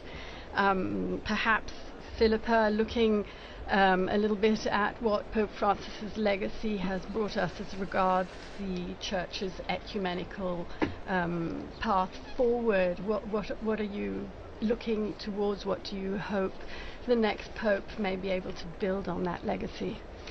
As you say, there is, or as we were saying earlier, there is a lot of expectation from other Christian churches and other Christian leaders, looking back with immense gratitude to the legacy of Pope Francis. If I can just remember back to the Conclave in 2013 and to his election, that announcement which took a lot of people by surprise. Bergoglio wasn't one of the top names that people were expecting, but I can never forget that moment that he stepped out onto the balcony describing himself as the Bishop of Rome, and the effect that that had on some of the ecumenical guests, some of the other leaders who were listening to his words, and hearing a new openness that in fact continued to be the path that he followed throughout the 12 years of his pontificate. You know, this was a man who talked about how his door was always open, and that included not just to Catholics but to everybody, people of all different churches and of course different faiths and no faith at all. And so there were some extremely significant events that I was very privileged to be part of. I think particularly of the Lutheran World Federation and Pope Francis marking together the 500th anniversary of the Reformation. I remember when I first heard about the possibility of that happening, saying to colleagues around Rome, you know... Yes, you were here at the radio back then. Absolutely, and I remember saying the Pope is going to mark the anniversary, the 500th anniversary of the Reformation, together with the Lutherans, and people saying, you're daydreaming, that's never going to happen. But of course, the Pope travelled to Sweden, and together with the Lutheran World Federation leadership, he had a very significant liturgy in Lund Cathedral, and then went on to the stadium in Malmö, where together they looked to the past, they asked forgiveness for the sins, the divisions, the terrible sins that came out of the divisions of the Reformation, and then pledged to overcome that by working together into the future. And I think that was one of the very significant events that I was privileged to be part of, and of course, as you say, now continuing to work in that vein with the Lutheran World Federation. He also brought about many other changes in all aspects that we saw from day to day. Professor Prudlow, you are very knowledgeable of things past, but you're also an observer of current affairs. What would you say some of the most, interesting to the general public changes have been as regards liturgy, as regards ceremony, and all these things that we are witnessing right now? Well, I really agree with what Philippa said about this being very much on social media and very much open to the world, and so people seeing some of these very ancient things for the first time and being quite impressed by them and wanting to know more because in previous times these conclaves would happen so far away from people's minds before the age of news telegraphs and things like that. You might be informed a year or so later that you had a new pope and you had to change the name in the liturgy. So this is a great opportunity for outreach for the Catholic Church, for sure. One thing that's changed in the last 150 years is conclaves have gotten so much shorter. Conclaves used to be 50, 60, 70, 100. There was the one conclave that was 181 days, and it was recently in the 18th century. And I think that's come about as a result of increased communication. Cardinals are able to know each other more. We know more about what's going on in the world more immediately. And so those have come down as well. And I think cardinals today are sensitive to the idea that perhaps a long conclave might not be very adaptable for the modern media, that would lead to all sorts of problems. So a lot of things get worked out. But you have elections as the Church opens to the world. In 1903 you have the first non-European elector, Cardinal Gibbons of Baltimore. But then you start to run into problems. How is the church going to manage to get those cardinals from so far away? And in 1914, 1922, the conclave happened so quickly, the American and Canadian cardinals weren't able to be there. And so that's when they added the 15-day rule, which now with the advent of air travel, right, becomes a little easier. But now that, as Kristen, you were saying, that cardinals coming from all over the world, from Tonga, from Burma, from Mongolia, the flights aren't as regular, so they need to have more time to make sure. Some of them only just arrived 2 days ago. Yes, the last can you one. imagine that, yes. right? Just being dropped into the middle of this from your country. And that's astonishing. We talked also about secular interference in elections, and people think, well, that was a Middle Ages problem. And in fact, the European monarchs, the Catholic European monarchs, all through the 17th, 18th, 19th century, had the right to veto candidates. And as recently as 1903, the Austro-Hungarian emperor excluded a candidate, which led, of course, to the election of St. Pius X, which was a sort of good outcome. And he himself abolished what was called the jus exclusive, the right of European monarchs to object to particular candidates. And so that, and then we see other changes in 1971. 81-year-olds and above were disallowed from participation in the conclave. But we saw how healthy their contributions were in the general congregations in the events leading up to the conclave. So there have been a lot of times in church history where the conclave and the cardinalate is one of those adaptations that the church has made through history in order to meet these challenging demands that have come up over these 2,000 years. And I think, too, talking about the changes in the conclave, we've seen how a change originally to accommodate cardinals who are coming from far away, this long period between the death of the Pope and the entrance into the conclave, has changed in its purpose. 100 years ago, that was to make sure someone could jump on a boat and get from South America or even Australia now and make it to Rome in time for the conclave. Now, we've heard a lot of talk in the past couple of weeks about cardinals having an opportunity to get to know one another. Even though they can see one another in the papers, in the media, they can talk to one another on the phone, but to have the real experience of being here in Rome, in person, and I think that's something that Pope Francis would have said too, speaking about the importance of relationships and getting to know someone personally. And so that is a change that originally had one purpose in the church and has subsequently had a new purpose. Even something like excluding interference, what that looked like 500 years ago when, Henry VIII was King of England, and what that looks like now when you have dictatorships, you have governments that are run on X or TikTok, and the purpose of excluding people from the conclave started with one end in mind, and the church has adapted that, and it still serves a purpose, even if that's not what was originally foreseen by the people who implemented that change in the system.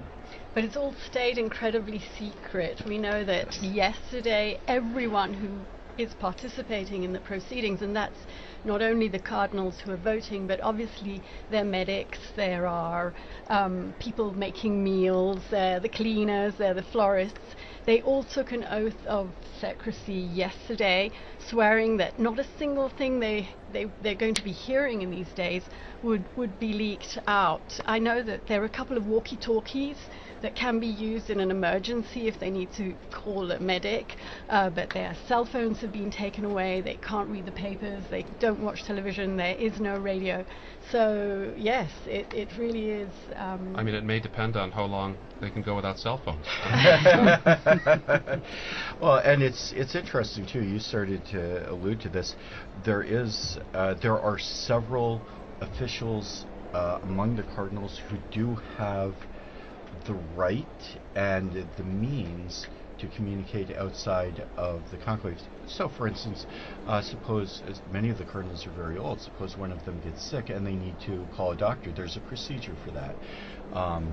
I don't expect them to run out of food, but if it does go to a long conclave, they can make arrangements for that. Or perhaps a more spectacular outcome, if the cardinal should choose to elect someone who is not in conclave. and there has to be a means of contacting them, which would be, I think, shocking to the whole world. But Don, it wouldn't be the first time that they've chosen someone who is not in the Rome, or not even a cardinal. That is absolutely possible. One of the most famous examples was after the long conclave of 1292 to 1294, where they were in an absolute deadlock for 3 years, and they just could not, and nobody would back down. And finally, they broke down and said, I heard that there's this hermit living up on this mountain. He's a very holy guy. Maybe just making a holy person pope. Let's try that. And so you have this picture of these bishops and cardinals trundling up this mountain in Abruzzi, and getting to this hermit's cave to tell him that he's just been elected as pope. And he tried to prostrate before them, and they tried to prostrate before him, and it was all very awkward. But to have something like that happen, it's been a very long time since anyone who was not a bishop has been nominated. That was Gregory the 16th in 1831. And so if somebody who's not a bishop is elected, they do not assume the office of pope until they're made a bishop. You have to be a bishop to be the Bishop of Rome. I imagine there's some prerequisites to be named, even if you're not a cardinal. I find it interesting. So if you're a baptized unordained Catholic male and you get the call, like I've told my wife to stay by the phone just in case, that you would have to have your wife's permission in order to do that, because you'd have to separate from bed and board to be ordained. But that is a theoretical, if remote, possibility. Basically, the only requirement is that you are the requirements for being made a bishop, yes. Which technically is, if you were to choose someone, and Don, maybe you can correct me if I'm wrong, but there are stories of people who've been elected even before they've been baptized, and they went through the process of baptism, ordination, consecration to the bishopric. I think some of those are maybe not certain. But we know for sure St. Ambrose of Milan, who was the Roman civil administrator, who was so skillful at getting various parties of Christians to get to talk to one another. He was even though he himself was a pagan. He himself was a pagan, and both sides, the Arians and the Catholics, shouted out Ambrose Bishop, and they carried him into the cathedral. He was baptized. He went through the 7 grades of ordination, and on the 8th day he was made the Bishop of Milan. And so there are examples. Something like that is what would have to happen in an unusual case like that. But Don, you mentioned the very holy hermit who was elected to the papacy. He did not last very long, and eventually, how did he tell us about how his papacy ended? Peter Celestine, who later became Saint Celestine, was an exceptionally holy man. But what his tenure demonstrates is that holiness does not necessarily confer administrative skill. And so it's possible for someone to be quite a holy person and be a worldly failure, particularly in positions of leadership. And so nature needs to build on grace to pick someone, for the cardinals to pick someone who does have this kind of ability to have this world-changing position. It's such a position of responsibility that there are certain skills that are necessary, and to that must be added the grace of God in order to govern the Church. But that's so he resigned after 6 months, and we talked a lot about that in 2013. You'll recall when Pope Benedict resigned, as being one of the last instances where a pope left the office. But so he still remained a saint, and the Church went in a different direction after him. And in fact, Benedict the 16th, which people saw after the fact as maybe son, went to visit the tomb of the relics of Pope Saint Celestine V. Philippa, you were here with us, and I'm sure you remember the day that that Pope Benedict announced his resignation. Can you tell us about that? It was a pretty extraordinary moment. There was an Italian journalist, a colleague you may remember, who was following a very ordinary consistory in the Vatican. The proceedings were in Latin. Nobody else was listening. It was a routine run-of-the-mill Vatican event, and we were all going to write a few lines on it afterwards. And then suddenly, as she was listening to what the Pope is saying, she's thinking, what am I hearing? And she says, the Pope's announced his resignation. And of course everybody laughed, because such a thing hadn't happened, as you say, for centuries. But of course she was right, and the news spread like wildfire. I remember I was in the office here when one of the Italian colleagues came in and announced the Pope had resigned, and just a look of shock and not quite knowing what to do next, actually. And then we began, of course, going back through. The first reaction was, well, let's start looking back through the things that he's been saying. I remember I was asked to look at some of the first things that he'd said in the days after his election, and it was fascinating to look back on, I think it was the first or the second day, when he was talking about not being up to the challenge in a certain sense, but with God's will he would do what he could do to take on this extraordinarily difficult role. I think it's difficult for us now to perhaps remember back to just how deep a crisis the church was facing during those final years of the Benedict papacy. You know, there was the financial crisis, there was the sex abuse crisis, which was at its peak perhaps at that time. There were the so-called Vati leaks. With it was really a time of extreme difficulty on so very many fronts. And again, looking back to those first speeches that Pope Benedict made, he was really very aware. He talked about it, in fact, if you remember, in the meetings ahead of that conclave. He talked about the need to clear up the filth that was inside the church, and he was probably more than anybody else aware of just what a daunting task that would be. And at his age, in his in his not young state, the energy that was needed to take on a task like that. And so it was fascinating to look back and to realize and to ask actually just when this decision of his to resign would have been made. I happen to know that the former Archbishop, or at least there's two former Archbishop of Canterbury now, but Sir Rowan Williams, who was the Archbishop of Canterbury, the Anglican leader at that time, had had a conversation with Benedict a year before the resignation was announced, and the two of them, Rowan Williams was looking forward to his own stepping down and being able to have more time to do the things that he wanted to do, to study and to read and to write and so on. And he told me that he and Benedict had been able to discuss that, and clearly Benedict had been maturing this decision for a very long time. So it was, yes, an extraordinary surprise for us, requiring unprecedented ways of working, and but for Benedict, I think it had been a decision that he'd been maturing for some time, of course. And you talk about the crises that faced the church in 2013 and those last couple of years of Benedict's reign that really came to a head at that time and had an impact on the papacy of Pope Francis. He spoke very forcefully about the plague or the scourge of abuse.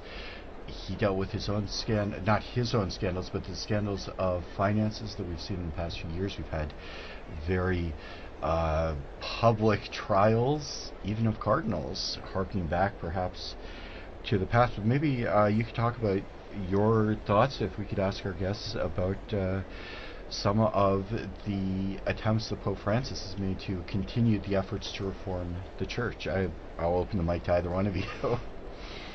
I mean, I would say I think the whole process of synodality is something which, I mean, this really to me is Francis's legacy, and it has implications on the ecumenical and the interfaith work that I'm so very interested in, but it has enormous implications throughout the Catholic world as well. The process of trying to open up the Church, to make it more participatory, to make it something that people can join in sort of contributing to what should be the direction that the Church is taking, to let people's voices be heard. And this opening up, of course, is shaking up all the traditional sort of institutional practices that we're used to. And in a sense, I think this is probably where his main focus was, but as you rightly say, at the same time he's dealing with all the internal affairs of the Church, the problems with the financial situation, which remains extremely challenging. The sexual abuse crisis, I would say, is improved, significantly improved over the past decade. You know, so many churches have in place their safeguarding measures. The Vatican itself has made steps ahead with the safeguarding, with the commission that's working on that.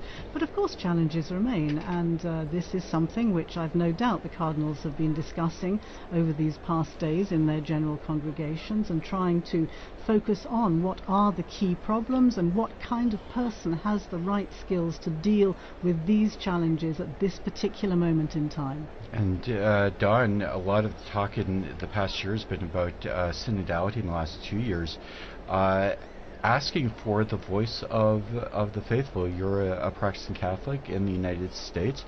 What's your perspective on the challenges that have arisen from these really scandalous problems that have affected that have affected the Church at large? Right, the public witness of the Church has been very much affected. The ability for bishops and priests to speak with moral credibility has been weakened, and that's something that's going to take a long time to build. It's going to need not only a personal witness of holiness, but also institutions and procedures that are going to be effective in safeguarding. And it's going to take, particularly people listening to victims as well. I think this is something that I remember Benedict was so good with as well. Is that and Francis did when he visited too. That the sort of personal witness of listening to those who have been hurt, and incorporating their thoughts and their ideas on how to prevent these horrible things from happening in the future. But this is and then you have the internal issues. You have internal issues, financial issues, with Vatican finances. You have issues with various levels of corruption, and this is also not a new problem. I mean, if you go back through history, popes have been dealing with things like this since the very dawn of Christianity, and we can, by looking back at our history, we can see how people like Pope St. Damasus or Pope St. Leo or Pope St. Gregory handled these things, because Pope St. Leo the Great had to depose 6 bishops for corruption and violations of their vows, and so this is nothing new, and so to put it into a historical context is also a significant way to work through it as well. Meanwhile, I'm looking at the square. There's an incredible sunset. Rome is so beautiful, the Bernini colonnade. We have a couple of clips that Devon collected for us in the square just shortly before we linked up with him. I think the first one is a deacon from Tanzania. Can we hear him, Francesca?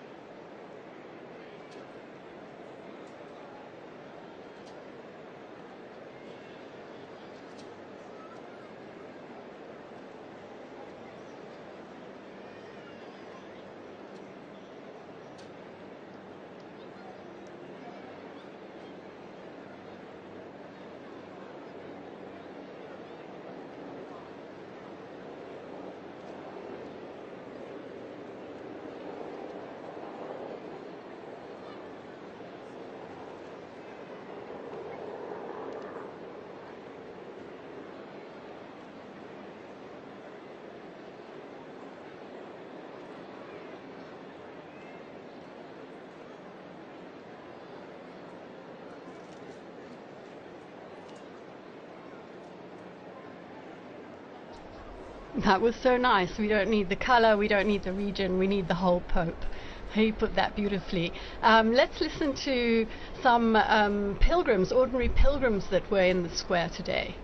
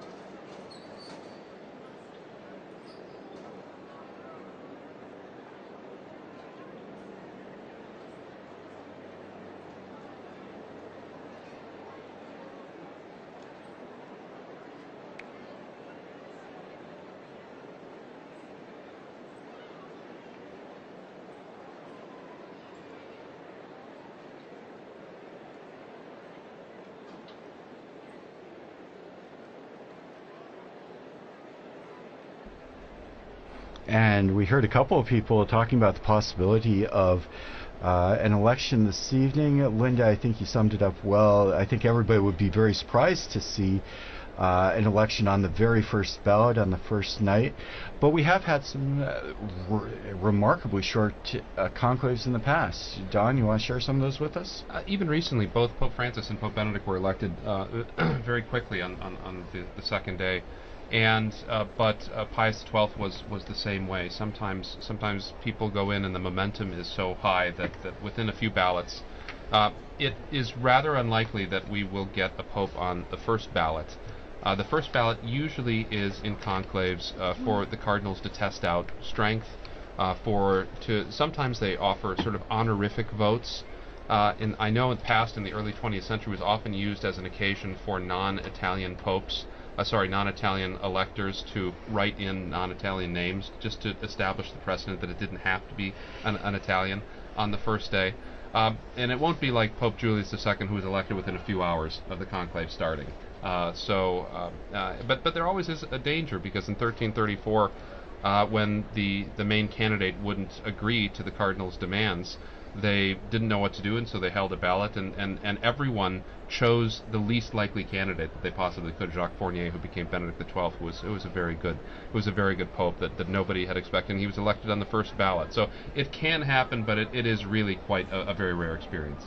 I think it's very interesting to hear and to look back and to uncover what we know about the process of voting, how it happens. We discovered, for example, didn't we, that Francis had been quite a potential contender during the previous election in 2005, but then for the sake of unity, we were told that he stepped back so that Benedict could in fact garner that 2/3 majority that he needed to take over from Pope John Paul II. I was really struck just now listening to the voices of the people in the square, ordinary people. Every single one of them almost is talking about unity, the need for unity.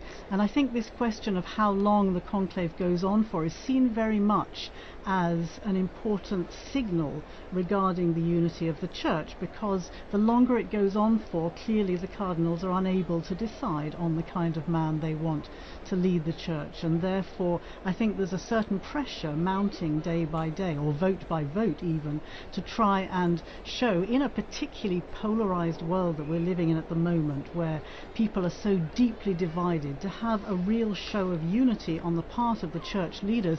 I think that's going to be weighing most heavily on a lot of those cardinals' minds at the moment. And Philippa, you have a strong focus on ecumenism, and as a member of the Church of England, you've done a lot of work with the question of Christian unity. The Pope, from the Catholic point of view, is of course the center of unity, and that's been the focus of a lot of ecumenical discussions. How does that play out in the overarching Christian world, as the Pope intended to be a center of unity, but also a focus of contention with the relationships between Catholic and non-Catholic communities? Well, I mentioned earlier the moment that Pope Francis came out onto the balcony describing himself as the Bishop of Rome, and what a strong signal that was to other Christian leaders about his role, not trying to describe himself as Supreme Pontiff or use some of these other titles that can be quite alienating, but describe himself as the primus inter pares, in a sense, the first among equals of the bishops, and therefore this title Bishop of Rome was very significant, together with the other kind of signals that he gave early on in his pontificate. And yes, of course, the question of the papacy is a crucial, it's the crux of the matter in many of these ecumenical dialogues. The Orthodox dialogues are discussing the role of the Pope in the first millennium and in the second millennium, and it's also, very much the discussion that's going on in the other, the churches of the Reformation. The dialogues there are also discussing the role of the Pope, and that's why I think Francis's legacy is so significant, because he made very important overtures about the way that he could work together with other Christian leaders. But of course we can't forget the encyclical Ut Unum Sint from Pope John Paul II back in, I think it was 1995, when he actually asked other Christian leaders to come forward with ideas, to make proposals as to how the role of the papacy could be acceptable to other churches, to other Christian communions. And this is still very much a work that's ongoing. It sort of fell a little bit by the wayside during the previous decade or two, but it's very much front and center again.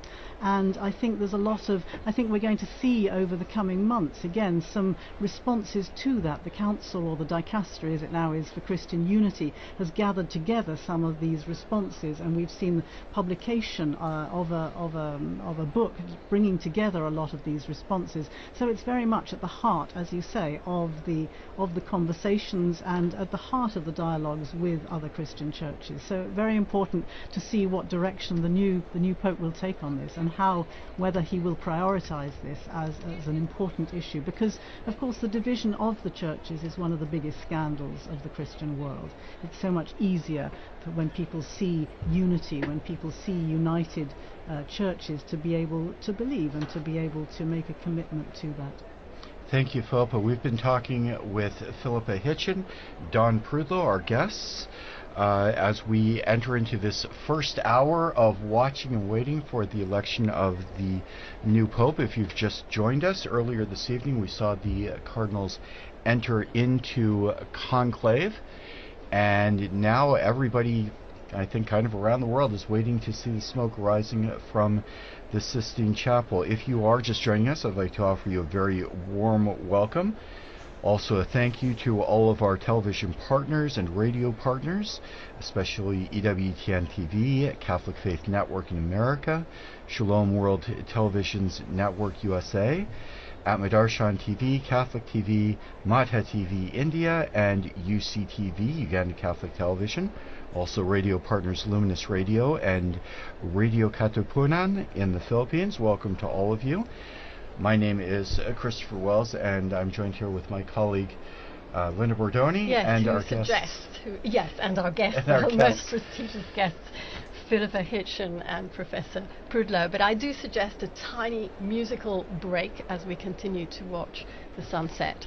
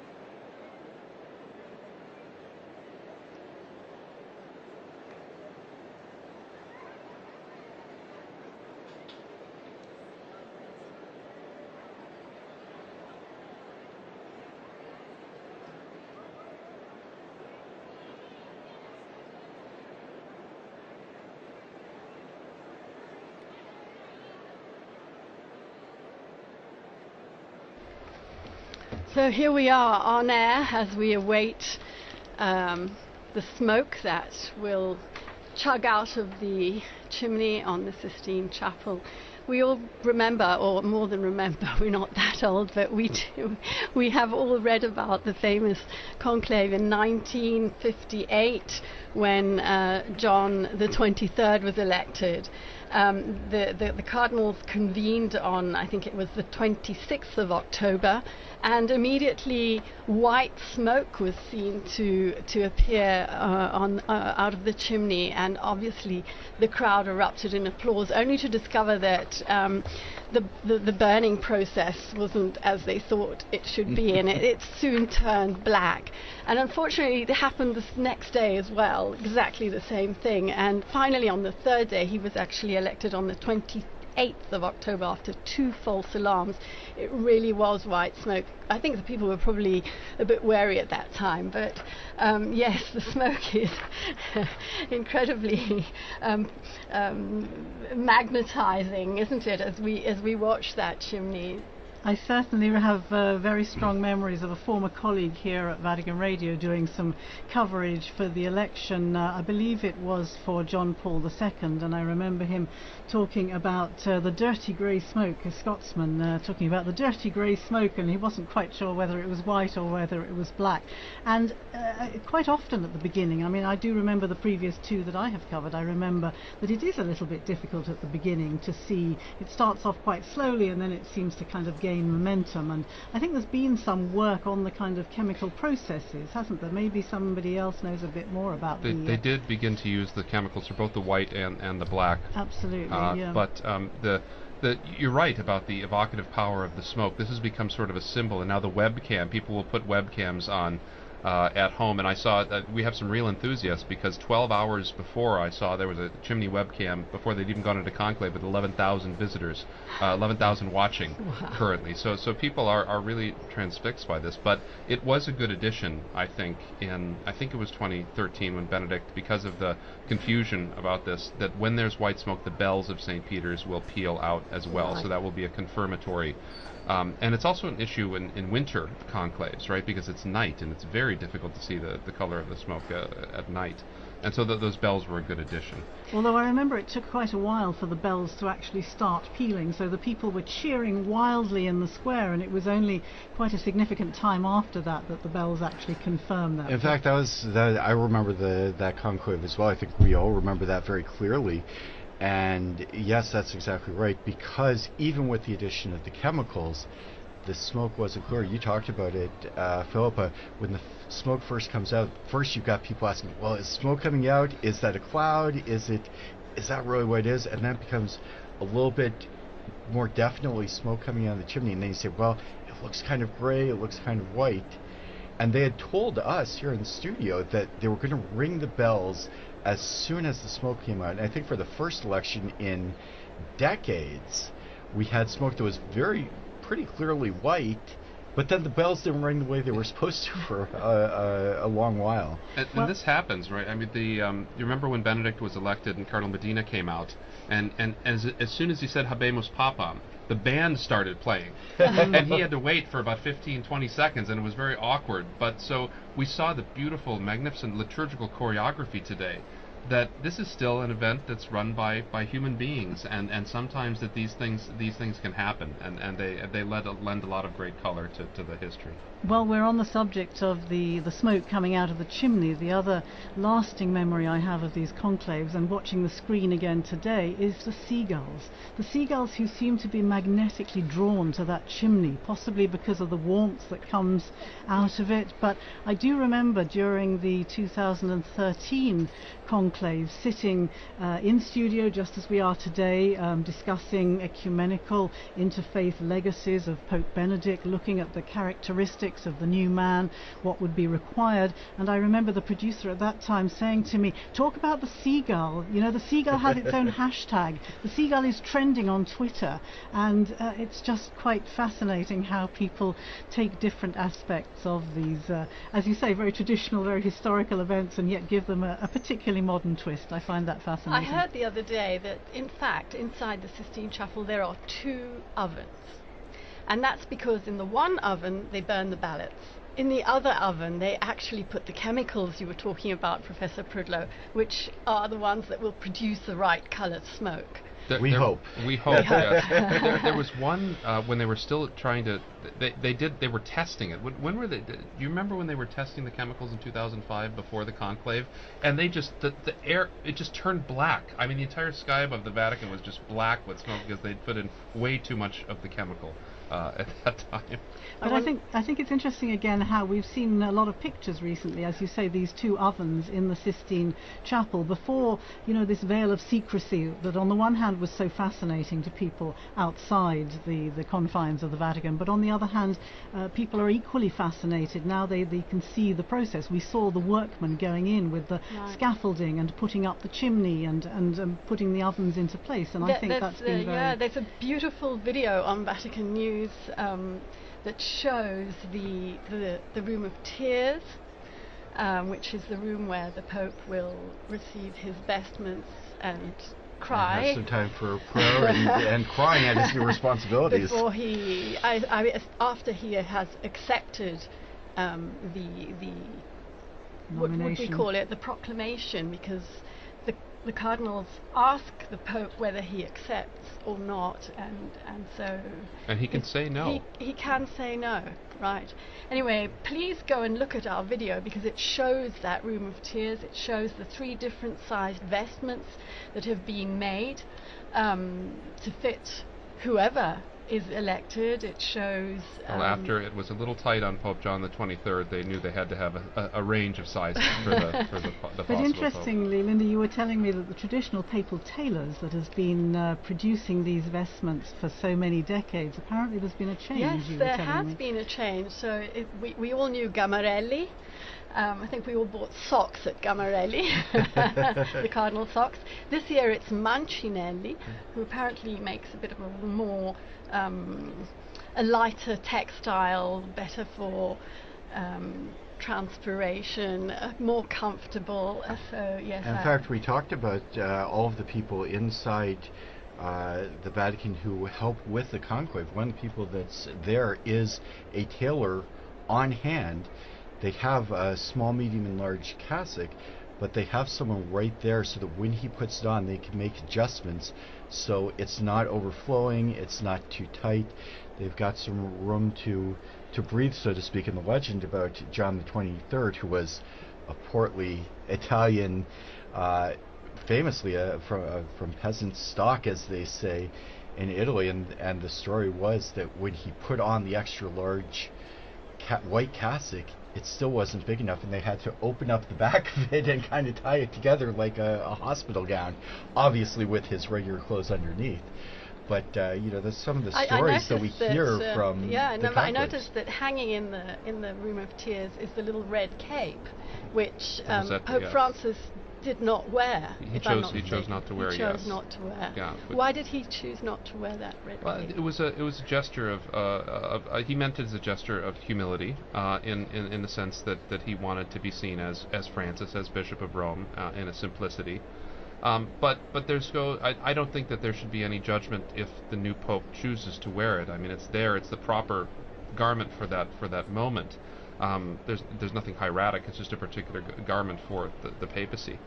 And but when you say the tailors and those great videos that you had, it should remind us of the hundreds of people that work to put this together behind the scenes, all the Vaticanisti, all the people that work there so hard to make these things come off, the infirmarians, the people that prepare the food, and the people that prepared the conclave, the choir, the masters of ceremonies. It's really...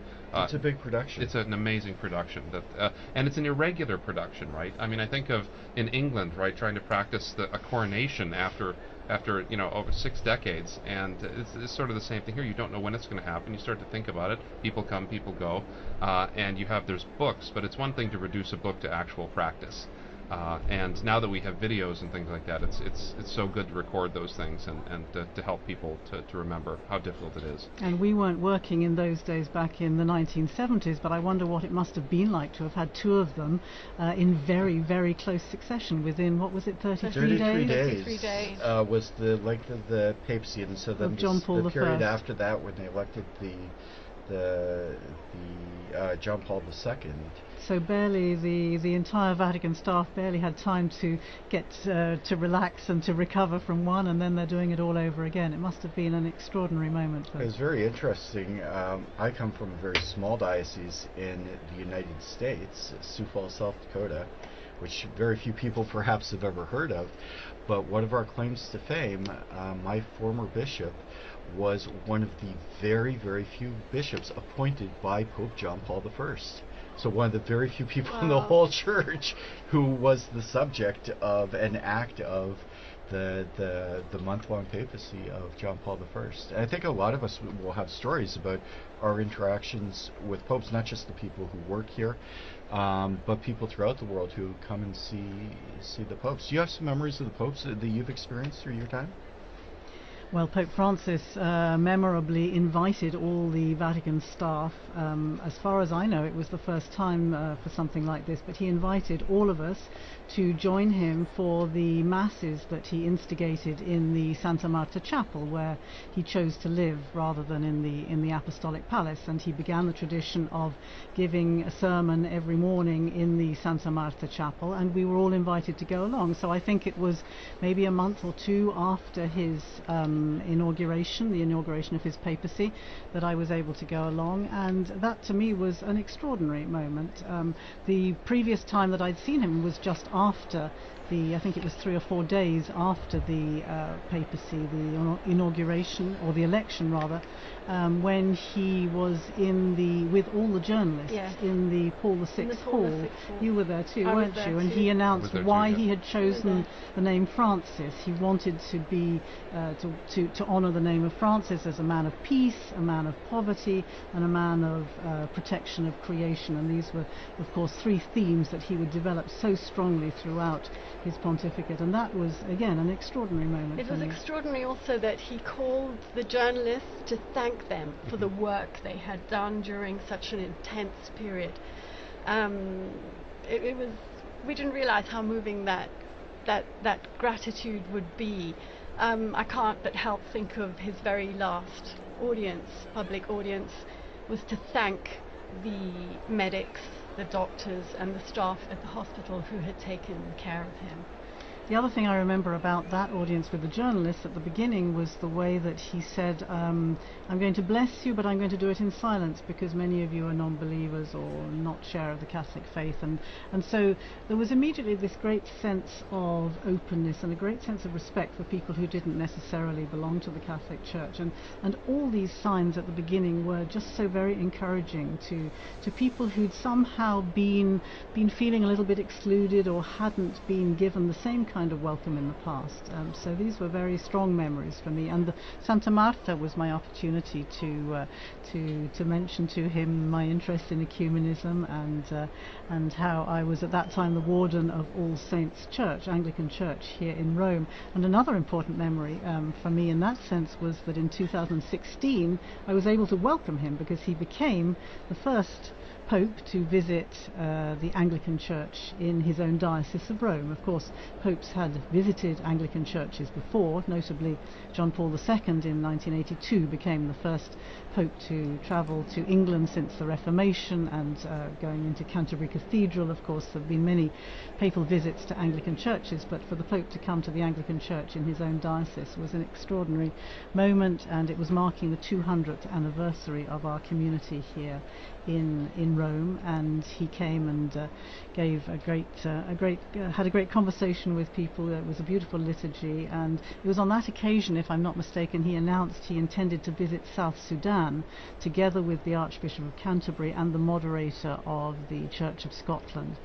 that hadn't been. There was a bit of an uproar because it hadn't been officially announced by the Vatican, but he announced he intended to go anyway, which was typical of the Francis style, wasn't it? Absolutely. Do you have any memories? Well, yes. It's funny that all four of us were at that journalist audience. That was an enjoyable. But he joked that day too. Remember when he joked about his papal name, about how whether I may have gone with Adrian the Seventh, as the great reformer, but he didn't live very long. So, and then he said, well, I could have taken Clement, the Pope that suppressed the Jesuits, and so that got everybody loosened up, and I thought that was a really charming way. But I do also remember a moment with Pope Benedict. It was a strange one. We were in Valle d'Aosta after we'd been in Rome for a while, so we were away from Roman things, and we were driving through town, and it was there's traffic. I was like, this is like Roman traffic. I mean, why is there so much traffic up in this little corner of Italy? And I turned my head, and right next to me was Pope Benedict. He'd just been taken to the hospital after he'd broken his arm when he was on vacation there. And so he was right next to me and my family in the car, like going the other way on the street stop. Did you wave? We waved, yes.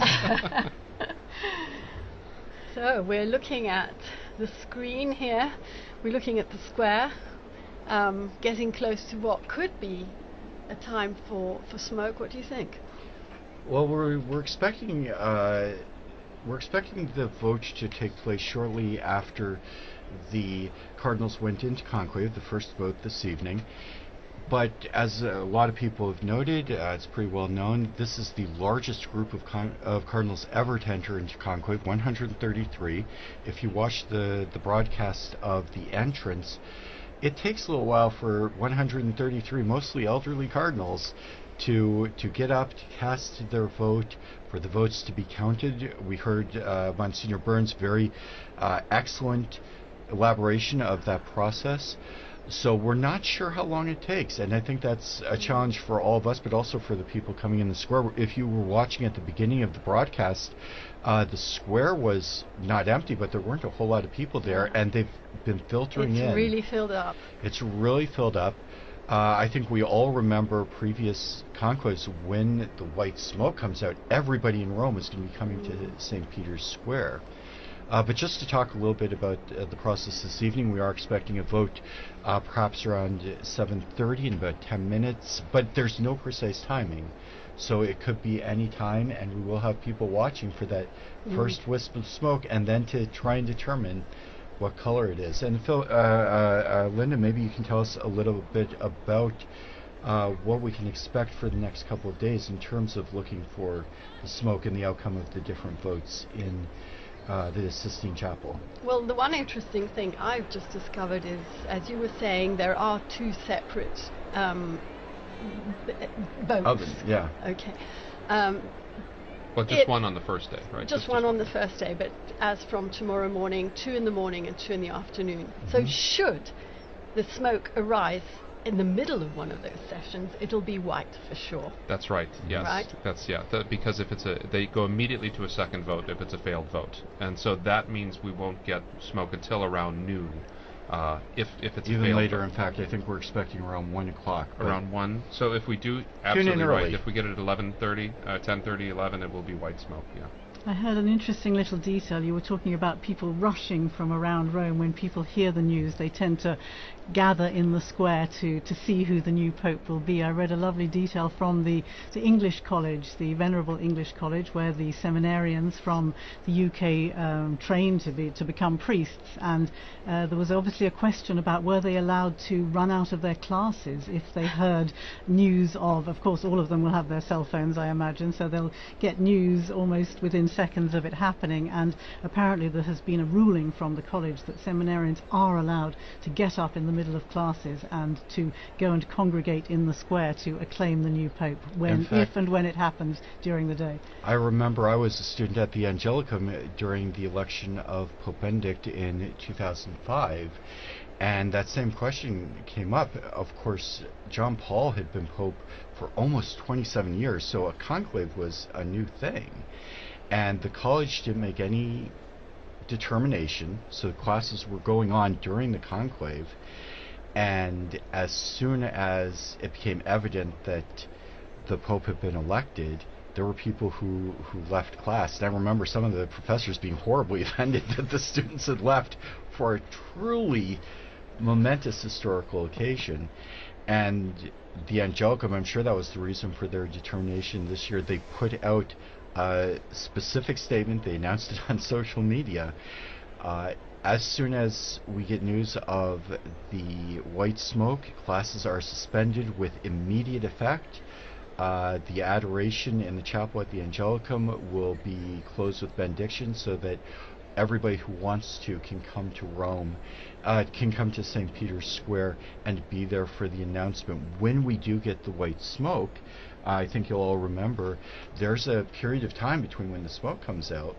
It's about 40 minutes. We're expecting about 40 minutes to an hour between the white smoke and when the Pope has gotten his robes together.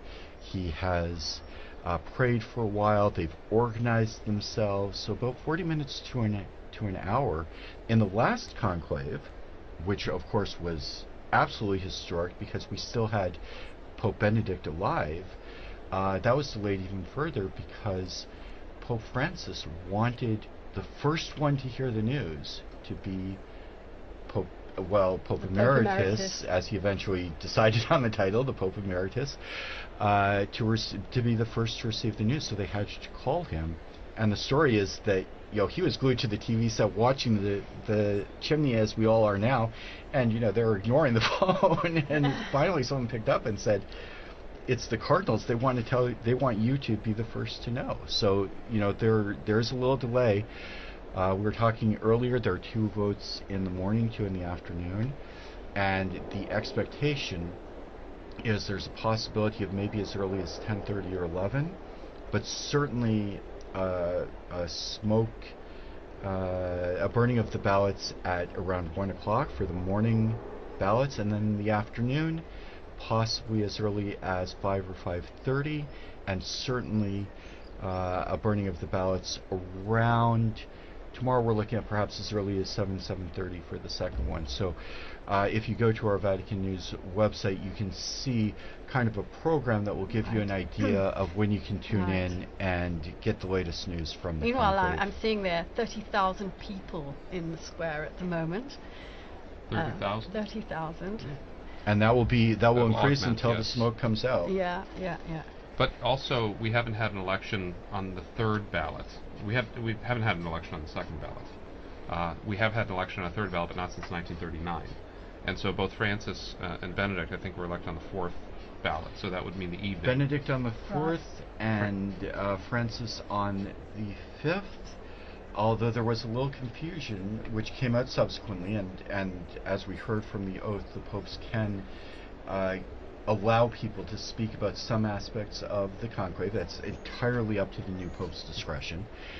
And there was apparently an extra blank ballot added to the vote, so that when they counted all the ballots, they had to immediately redo the vote because they wanted to make absolutely certain that there can be no question about the valid election of the Pope.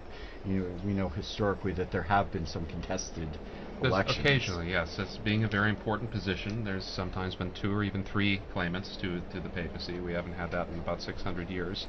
But the last Pope before Benedict to resign, Gregory XII, was one of the 3 popes who they all were either deposed or resigned in order to have the election of Martin V, who restored the papacy to Rome, began the Renaissance here in the city, where we get so many of these beautiful buildings and so many of these beautiful traditions. So we've all been reading hard about what happens after the Pope steps out onto that balcony of blessings. I think it's called the loggia. It will be the protodeacon, right, who will announce the Habemus Papam. Unless the protodeacon is elected, and then we'll know even quicker. Then we'll know even quicker. And he will give the formula in Latin. He will read the new Pope's name in Latin. Right. And then afterwards, the pontiff will step out, if I'm not mistaken. And that's what he has his first opportunity to introduce himself to the world. Philippa, again, you were here. You made the announcement, as I Yes. recall, in studio of Pope Francis. But tell us your experience of that night when Pope Francis was elected, both here in the studio, but also as you were looking out at the crowds as they came to see the new Pope. Yes, you're quite right. We were doing a similar kind of marathon, you know, for the days leading up to the white smoke, and it was the third day, wasn't it, that the actual news came, and second day of the that's right, of the second the day. afternoon. Yes, it was quite late in the evening, which we may be going on to here today as well. But it was a similar sort of time. I seem to remember. My other former colleague Susie Hodges was in studio, and as we were watching, the smoke started coming out of the chimney, and yes, it was. You could hear the crowd going wild below. It really is.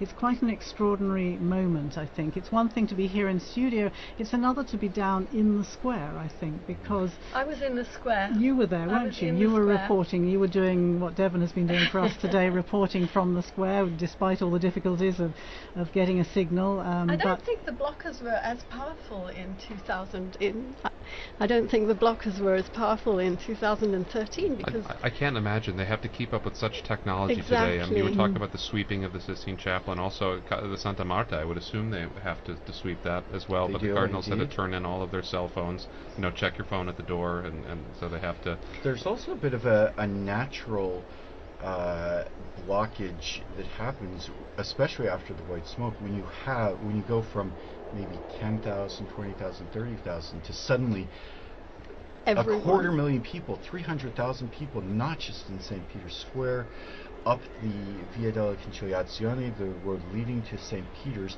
and everybody has their cell phone on. And with great respect for the Italian telecommunications company, that's a big burden for any system.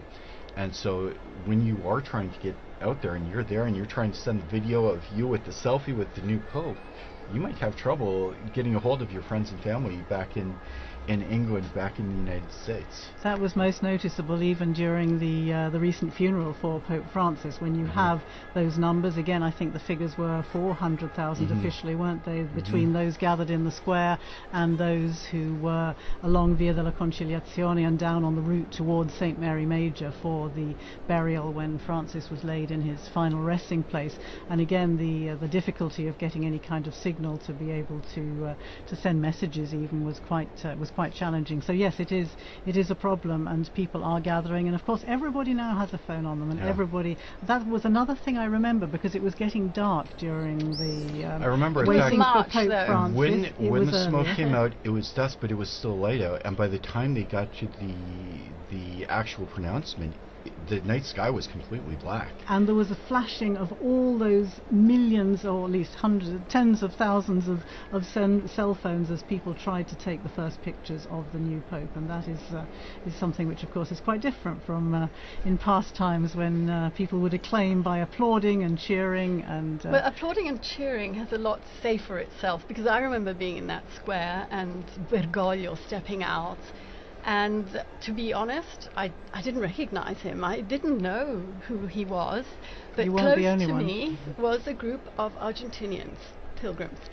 And immediately I realized he must be Argentinian, because they went wild. And so I think I was online, I don't remember. I think I said, I think he's an Argentinian.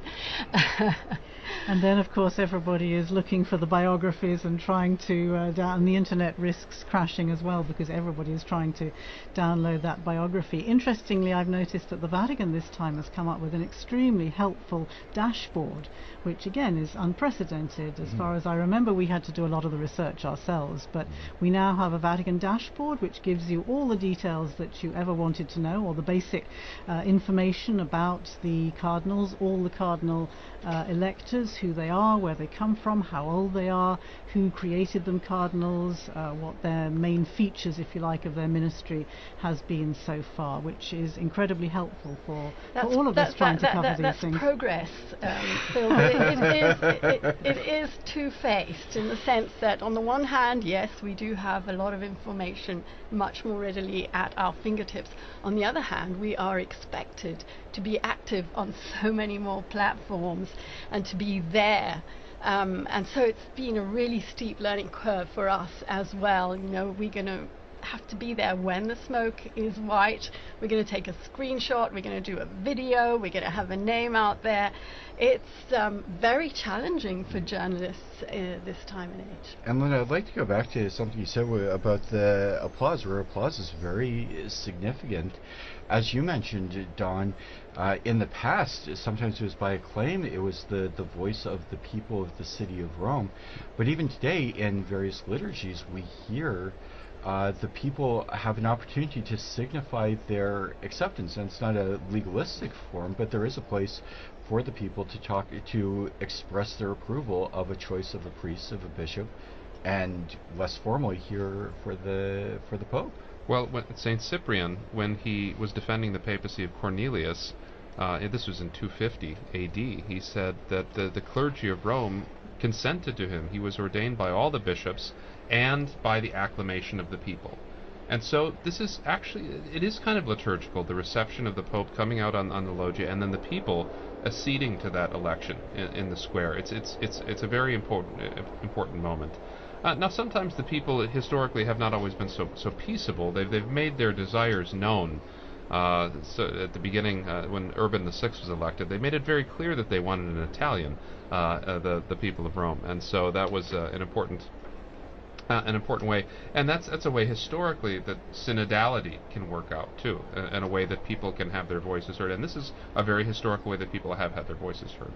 When you mentioned that we were talking earlier about acclaiming the Pope, and thinking back to that election in 2013, of course, you have that incredible acclamation and cheering, but then the other lasting memory that I have is Pope Francis asking the people to pray for him before he gave them the blessing. And in an instant you had however many thousands of people there were in the square falling silent, and so you had this extraordinary contrast between the noise of the cheering and the applause and then the silence as he stood there for really quite a long time with asking people to pray for him and to pray for his new ministry. That was really quite something unusual, I found. The sentry seagull is back, waiting for the waiting for the news. Waiting for the news. I'm reading something quite unusual for me. I'm reading that it could even be possible that today, in the Sistine Chapel, the cardinals have actually not voted, and therefore there will not be a signal. It's a remote possibility, but it exists. Yeah, all the procedures that govern everything from the moment we learn of the death of the Holy Father, or the moment of his resignation, through the ceremonies to say farewell to the previous Pope, through the period of mourning, the organization of the conclave, how the College of Cardinals organizes the events, to the entry into the conclave, and all of the details of the voting are laid out very, very precisely in a document which we've heard many times, Universi Dominici Gregis, the name of the document that covers all of this. And what that document foresees is that normally the cardinals would proceed immediately to a vote this evening. However, that's not an absolute, and there is admittedly a pretty remote possibility that they don't proceed immediately to a vote. There's also what would be a very strange possibility, but we've talked about this earlier, not unheard of, if the cardinals should choose someone who is not in the Sistine Chapel, they might take a vote, but the vote is not formalized and elect a pope, but the pope is not elected until he accepts. So you wouldn't burn the ballots, you wouldn't see the white smoke, and meanwhile the cardinal electors would have to call outside the cardinal, probably make a phone call, and ask their choice to become pope. And in that case, we would not see the smoke, and then people would really start talking. Yes, that would be a journalistic crisis for sure. At that question: when was the last pope who was not in the conclave to be elected? It was Urban VI. It was that election right before the Great Western Schism. He was the Archbishop of Bari, and so they elected someone outside of the conclave, and so they had to send him notice of that. And it took a long while, and the people of Rome were relatively restless until they found out that, don't worry, we have elected an Italian. And they all went home and had a party. So. Meanwhile, as we've been chatting away here, the cardinals are still gathered in one of the probably most magnificent chapels in the whole world. Full of symbology as well. We all know the final judgment on the wall of the apse. We all know the creation on the ceiling. But there are a lot of other paintings in there as well, including some Raphaels and a very symbolic Perugino, which shows Christ handing the keys to St. Peter. Delving into the bottomless archive of Vatican Radio, I found another program by Veronica Scaresbrick. It's a short one, this. She speaks to a professor of fine arts, Brina Ennis, who tells us about that particular fresco, which is part of the cycle of Christ on the right-hand wall as you enter the Sistine Chapel.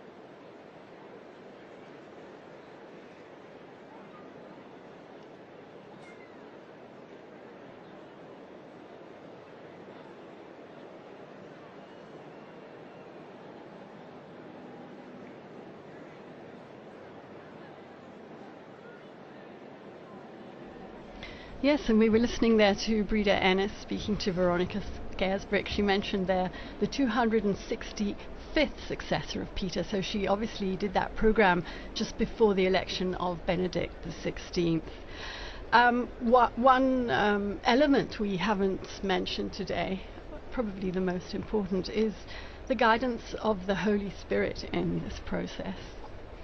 This morning the cardinals gathered in a very important Mass, the Mass for the election of the new pontiff. The Mass was presided over by Cardinal Giovanni Battista Re. He's the Dean of the College of Cardinals. And he asked the participants in the conclave, the cardinals, to join in prayer to ask the Holy Spirit for guidance. Well, that's very important. He recalled the reading in the Acts of the Apostles, how after Christ's ascension into heaven, all were united and persevering in prayer together with Mary. And the cardinal said that all gathered here today are praying together, as well as just a few hours before the start of the conclave, under the gaze of Our Lady beside the altar, in this basilica, he said, which rises above the tomb of the Apostle Peter. Professor Prudler, how important is this element? It's irreducible. I mean, the selection, we saw that with the prayers at the entrance of the conclave. We saw it with the Missa Pro Elegendo this morning. The intoning of the Veni Sancti Spiritus, the invocation of the Holy Spirit on the work of the conclave. But it's also important that we remember, as the Holy Spirit guides and protects the Church, that we know that we also must cooperate with His promptings, with the promptings of the Spirit, in order to rightly follow God's will in our lives. And the cardinal electors have to do this too. It surprises some people sometimes that when he was Cardinal Ratzinger, Benedict XVI spoke about the Holy Spirit's role in the conclave. And he said, I would not say that the Holy Spirit picks the Pope. I would say that the Spirit does not exactly take control of the affair, but rather, like a good educator, as it were, leaves us much space and much freedom without entirely abandoning us. And so the Missa Pro Elegendo this morning, the ceremonies at the beginning were meant to help the cardinals to be open to the Spirit in that way, and to put aside other agendas, other political ideologies, and be open to the promptings of grace. And so that's because, and I think that was something very wise of Benedict to say, because in the past, I mean, there's not always been good popes. I mean, in the history of the Church, there have been quite bad popes, and yet the Church endures, and that's the astonishing thing from an historical perspective. And so today we hope, we pray that we are open to the promptings of the Holy Spirit in the conclave and for the cardinal electors.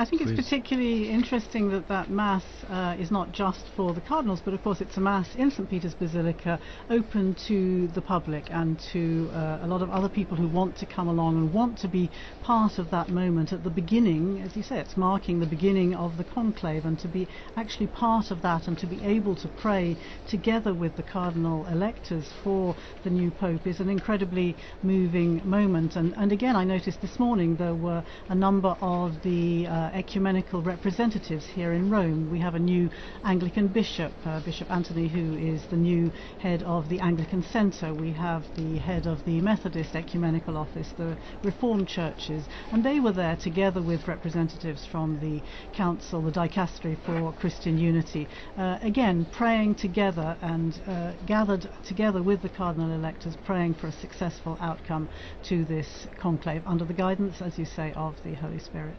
And that homily by Cardinal Re brings us back to the whole concept of unity as well, because he also reminded those present about the duty to maintain the unity of the Church on the path traced out by Christ. And he explained that unity is marked by profound communion in diversity, provided that full fidelity to the gospel is maintained. unity in a fractured world is even more poignant. We're living in a time in which the world is so divided. Just last night we learnt of yet another conflict, and I'm referring to the clashes that erupted between India and Pakistan, as every day we remember Gaza, we remember Ukraine, we remember Myanmar, we remember South Sudan, we remember Sudan. Unfortunately, the list is very, very long. So we really do need a moral compass back in this world. I thought it was interesting during the lead up to this conclave to see the cardinals actually issuing a statement just ahead of their gathering here in the Sistine Chapel, issuing a statement calling for peace, calling for an end to conflicts, mentioning particularly Ukraine and Gaza, but as you say, by implication the many other conflicts that are going on around the world. Of course, peace and an end to conflict was such a key theme for Pope Francis, and I thought it was particularly significant that the cardinals felt it necessary to show that they were absolutely following in this direction, and therefore that these, if you like, considerations that go way beyond those of the Catholic Church and of the Christian world, but the need for dialogue, the need for mediation, the need for peacemakers in our world is particularly on their minds at the moment. And it'll be interesting to see. Of course, we know that there have been that there are cardinals representing countries. I think it's more than 70 countries across the world. Is that right? 70, around 70 countries, yes, more than 70. And therefore, obviously, these political considerations are of extreme importance, alongside all the other church business, of course, that they will have been discussing. And that communique that you mentioned, Philip, was issued yesterday. We, the Cardinals of the Holy Roman Church, meeting in general congregation before the beginning of the conclave. That's the meetings that they hold in anticipation of the election. We, the Cardinals, noting with regret that there's been no progress in advancing the peace process in Ukraine, in the Middle East, and in so many other parts of the world. And on the contrary, attacks have intensified, especially against civilian populations. We Cardinals make a heartfelt appeal to all parties involved to reach a permanent ceasefire as soon as possible and to negotiate without preconditions, without further delay, the peace long desired by the peoples involved and by the entire world. And that's been that was certainly a constant theme in Pope Francis' pontificate. Linda, just a moment ago when you were talking about all of those trouble spots throughout the world, all those places of conflict, it sounded just like our former Holy Father, where at his audience he'd constantly go through a litany almost of places that needed our prayers, where we needed peace. And the Cardinals conclude their appeal. We invite all the faithful to intensify their supplication to the Lord for a just and lasting peace. Linda, I know you follow closely the Pope's appeals for peace over the years, not just Pope Francis, but also before that. Yes, as you were speaking, my mind immediately went to an interview that our colleague in the Africa English section did immediately after the death of Pope Francis. He interviewed the Bishop of Juba in South Sudan, who said, "We have lost the only advocate we have on this world scenario. We have lost the only voice who brings our suffering to the international community whenever he can." You know, it's a huge, huge void. Who is going to speak for us? One of the historical titles is Pontifex Maximus, right? The Pope is meant to be the chief bridge builder, and the papacy has a unique spot on the world stage to be able to do that with its diplomatic corps, with its experience in this area. And I think back, Francis stands in a long line of popes who have been dedicated single-mindedly to peace. I think Benedict, one of the reasons Benedict chose that the name was Benedict XV, the great Pope of Peace in World War I. And I think of all of the appeals that Pius XII made during the devastation of World War II. And so the papacy is a beacon and needs to continue to be a beacon for these peacemaking movements in the world.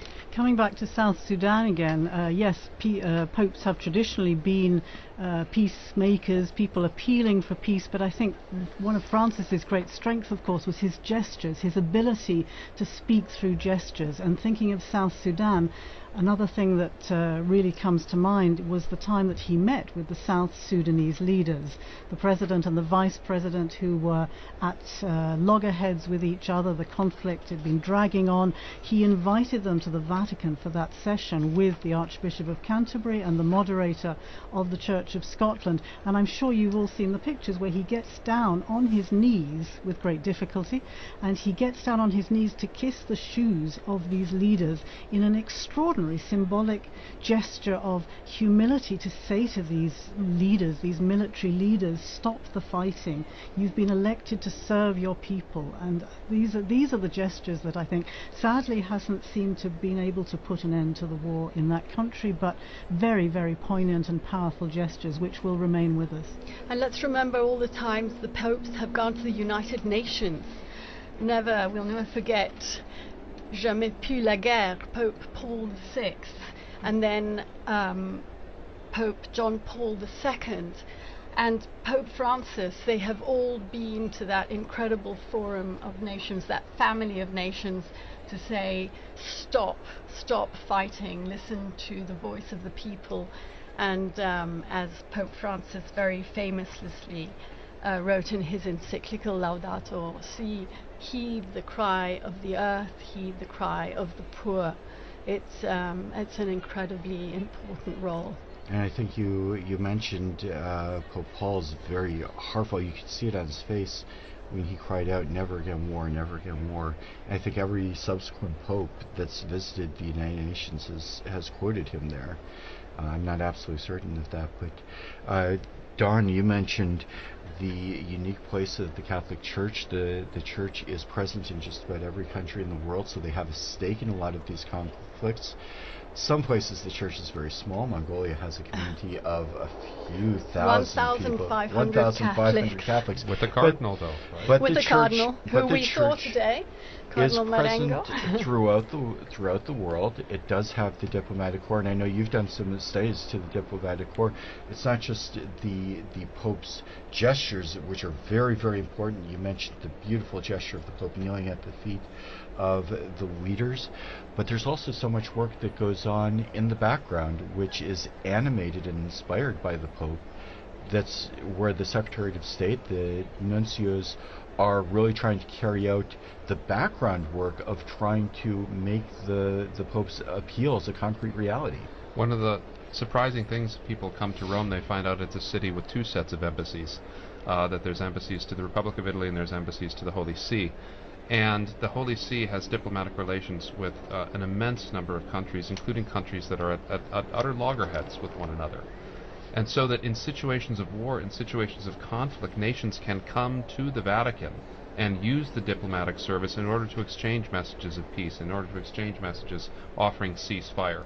And so it's very important to remember the work of nuncios, of the special envoys, when the Pope sent Cardinal Zuppi to Ukraine as a special envoy for peace, that this is something the Catholic Church is very good at and can be a force for helping to establish lasting peace in these troubled areas. As you said, Don, that's something that the Church can do, where you can speak with both parties as, if not exactly a neutral party, but at least something that's a little taking a step back, where you can't talk to one another, but you can talk to someone else. We saw that with the Second World War and some of the tremendous work of the Department of State. We also have seen with the Secretary of State, one of the big issues is the plight of displaced persons, and that was a big work of Vatican Radio in its early history. Linda Philippa, maybe you could speak about that role of the Holy See in the humanitarian work of the role of Vatican Radio in the humanitarian work of the Holy See. Well, I think you're probably referring to the Second World War, especially, right? Yes. When the radio started a service announcing the names of prisoners of war in order that people could tune in and hear whether their husbands, their fathers, their brothers were in these prisoner of war camps following the Second World War. And that was, as I say, way back after the Second World War. But of course, if you're talking about the plight of displaced people, then much more recently during this past decade, of course, we think of how significant an issue, I would say a top priority, this was for Pope Francis. Hard to forget that the first place he chose to visit after his election was the tiny island of Lampedusa down to the south of Italy here. Why? Because he wanted to remember all the people, all the many people who have lost their lives trying to flee their countries, trying to get to safety and security for their families, and losing their lives in the Mediterranean in these terrible flimsy boats that just capsize. And so these kind of, again, the image of him throwing that those flowers into the wreaths of flowers into the sea from the boat to remember the people who'd lost their lives there, and then speaking with other migrants who had successfully arrived in Lampedusa on that first visit. It was a theme that he started out that way, and he continued to do that all the way through his pontificate, to remember migrants and refugees and people seeking peace, seeking safety, seeking decent standards of living. It really was a top priority for him, I think. And he did that in the company of the ecumenical patriarch, if I'm not mistaken. I think Bartholomew was on that boat with him. Bartholomew went to the refugee camp in Lesbos. Right. I think you're thinking of the time he visited there when he went on a trip to Greece, and he travelled there with, yes, Patriarch Bartholomew, for whom also this is a priority. And it was, again, a moving occasion to talk to many of these men, women and children who had risked everything to cross the sea to try and get to safety. And meeting with refugees in the camp there was another very significant moment. But also here in the Vatican, you remember, he invited families, he had families come over here with the help of the St. Egidio community. The Humanitarian Corridors. The Humanitarian Corridors program. There was an awful lot of work went on together with the Dicastery for Integral Human Development and the Refugee Department there, and all the work that's been done, particularly during this past decade, I would say, is extremely significant. Meanwhile, I'm seeing here on the chat that's adjourning us is that the people in the square are clapping their hands in an attempt to get the cardinals to hurry up with the voting process. We're going to have an Urban the Sixth situation. Oh. They've been in there for a couple of hours now, haven't they? They have been, yeah, they've been waiting out there. Maybe we can take a short musical break. Mm-hmm.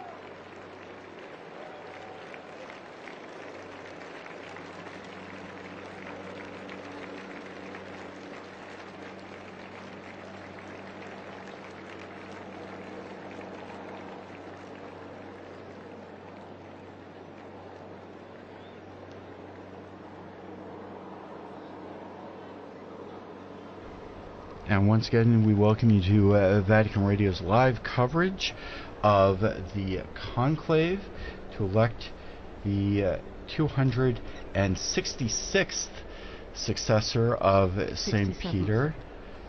267th Pope, 266th successor, I think is last count. But that's actually an interesting point, because the official list of popes has changed numerous times over the years. And in fact, there was a change in the 20th century with different popes who had traditionally been counted as popes suddenly struck from the list, and perhaps some other clarifications from historical scholars. Well, so you have things like Benedict IX, who was pope 3 different times, and then John the 20th that didn't quite make the list eventually, and so they had to skip one. And so the list of popes does, when historians look at these things and they get more details and they get more ideas, the Church will decide whether or not that this person was a legitimate Roman pontiff or not. Because this is an important question. This is a Catholic fact. We have to know who is the Pope. We have to know, because Christ promised this to his Church. And so it's critical that we know who and what are. But so sometimes in the dim recesses of history where we have too few records, it's difficult to say for sure. I'm not a historian myself, but of course the medallions in the great Basilica of St. Mary Major that contain the images. Now that's St. Paul's Basilica outside the walls. St. Paul's outside the walls, yes, you're right. Yeah. But presumably the number up on the wall there is what we consider to be the official tally, is that right?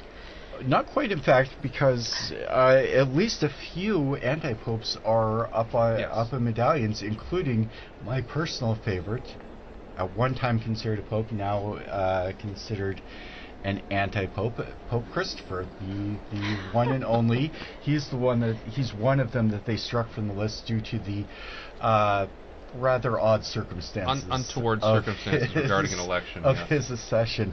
Meanwhile, if you are just joining us, we are entering the third hour of our coverage of the Conclave. We are anxiously awaiting smoke to appear from the chimney in above the Sistine Chapel. That's still not happening. As we heard just a little while ago, the crowds that have now gathered in St. Peter's Square are getting a little enthusiastic in their expectation of the Pope. As we do enter our third hour, I would like once again to thank our television and radio partners, including EWTN TV, Catholic Faith Network in America, Shalom World Television Network USA, Atmadarshan TV, Catholic TV, Mada TV India, and Uganda Catholic Television, UCTV, as well as radio partners Luminous Radio and Radio Katipunan in the Philippines. I'm here with Linda Bordoni, our very learned guests, Philippa Hitchin and Don Prudlow. And perhaps we could talk a little bit about what we can expect.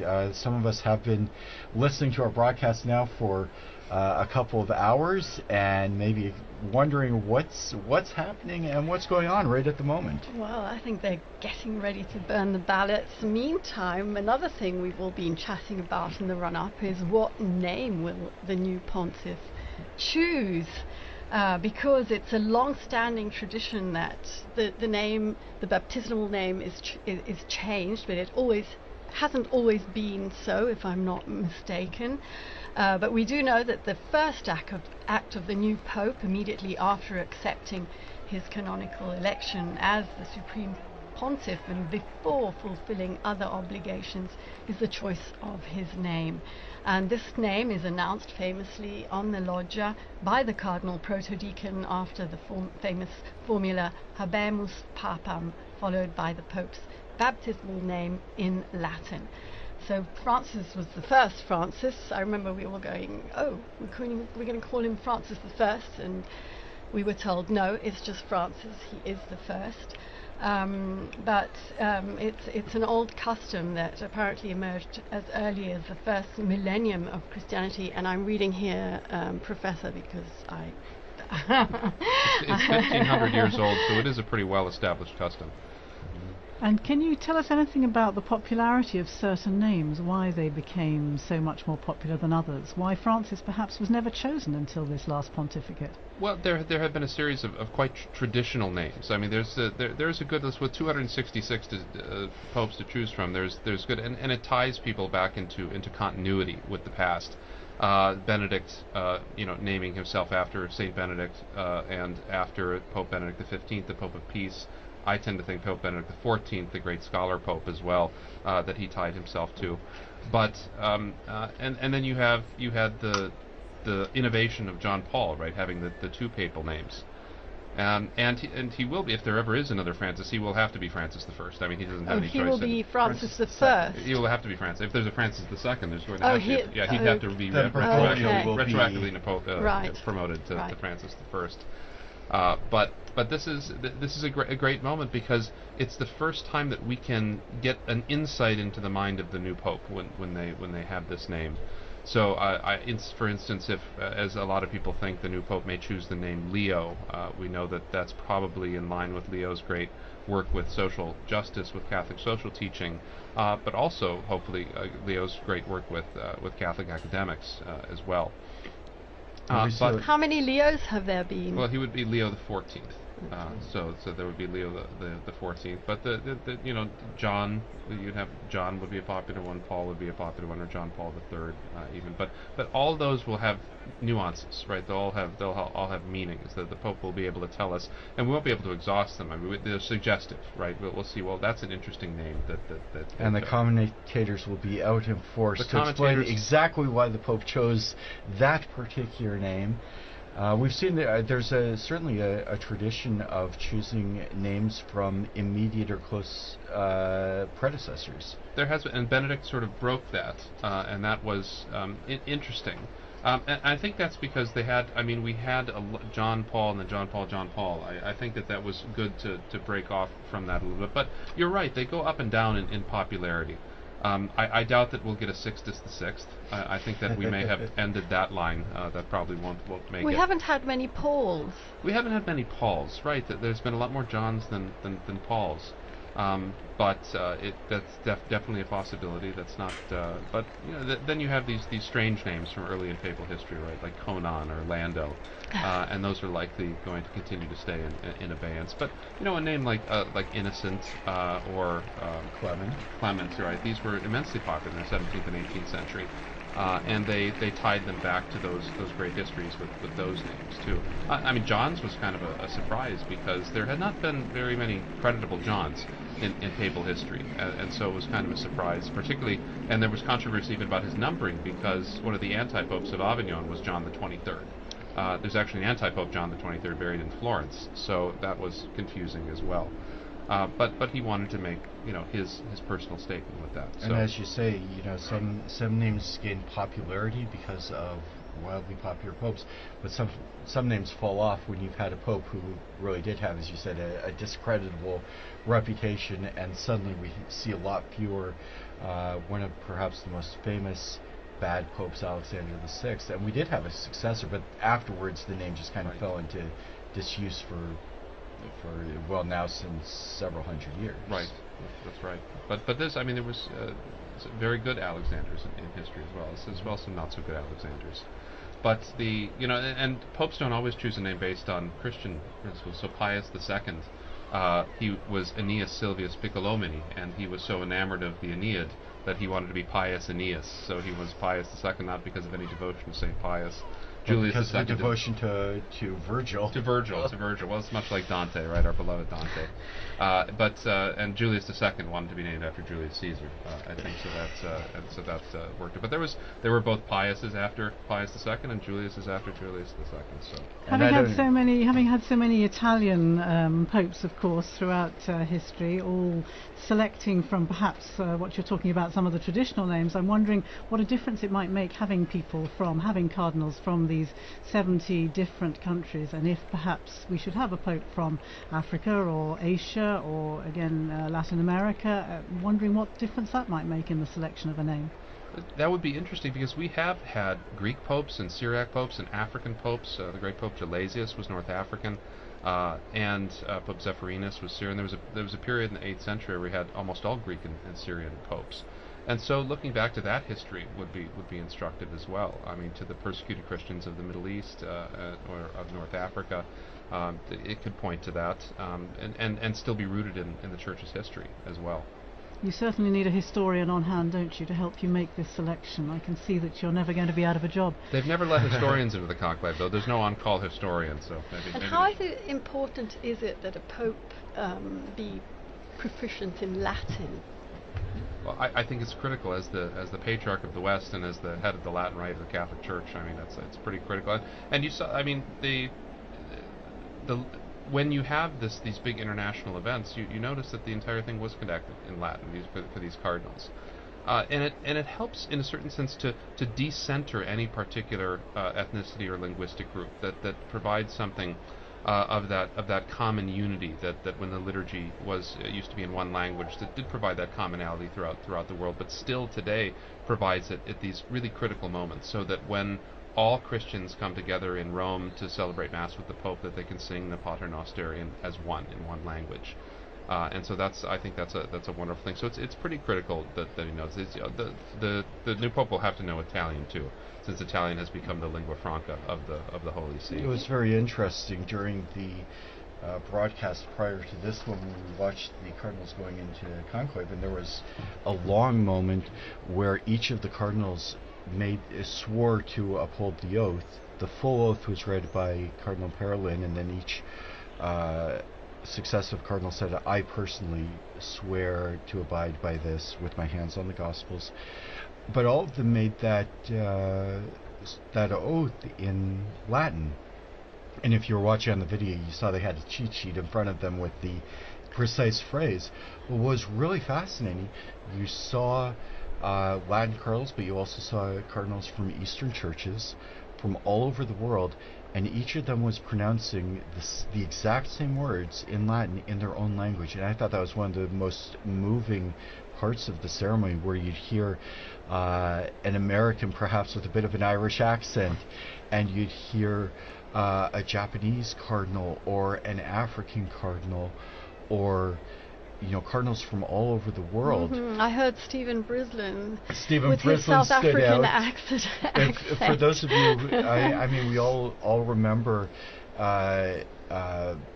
Pope Benedict pronouncing his Latin with a very strong German accent, which I found very endearing. So it really does offer a kind of point of unity where it's not a living language that's going to be privileged, but it's a language that everybody can kind of have a share in.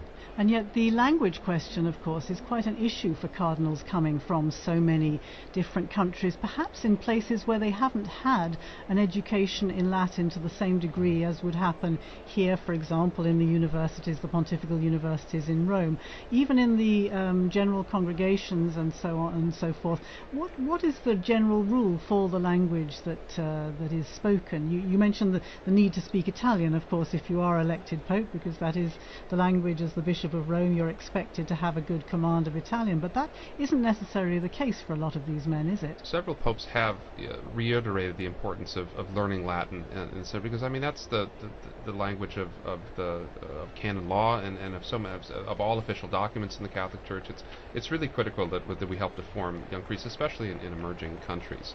But then we also expect them, like you said, we expect them to learn Italian too, and so this is also extremely difficult for particularly non-Mediterranean, non-Western people, and so a privileging of Latin would sort of decenter Italian in that way a little bit. You would still have to learn Italian, but you'd have this more focused on the universal language. And that's a bit an interesting question. Up until not very long ago, most of the cardinals would have had some common language, maybe not knowing Latin very well, but having a little bit so that they could at least talk to one another.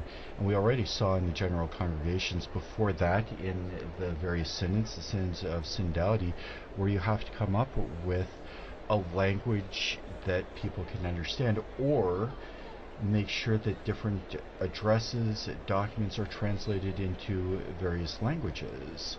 For a long time, the cardinals would have been largely well educated, and or when I say well, not good, but in the sense of had a lot of education and maybe could talk to one another. One of the things they've talked about with this conclave, with 133 different cardinals, not all of them speak Italian, not all of them speak English or Spanish, which are somewhat common languages, but they're in a room where if they want to talk to one another, there are some limitations as to their ability to communicate.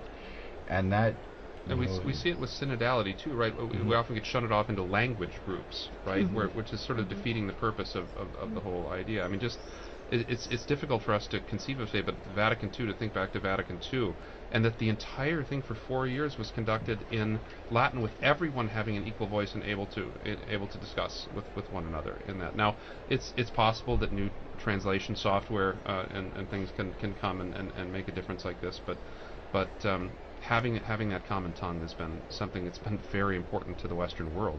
That would be an interesting technological change if in some future conclave they're all issued a universal communicator to translate on the spot, and then you don't have to worry about translators coming in and violating. And I think about that ecumenically too, because I mean the use of Latin transcended the boundaries of the Catholic Church for so many centuries. In Europe, it was the common diplomatic language.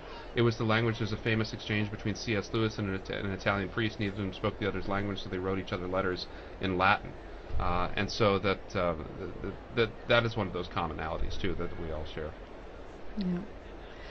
And we're still waiting for the even the seagulls. Even the seagull has given up.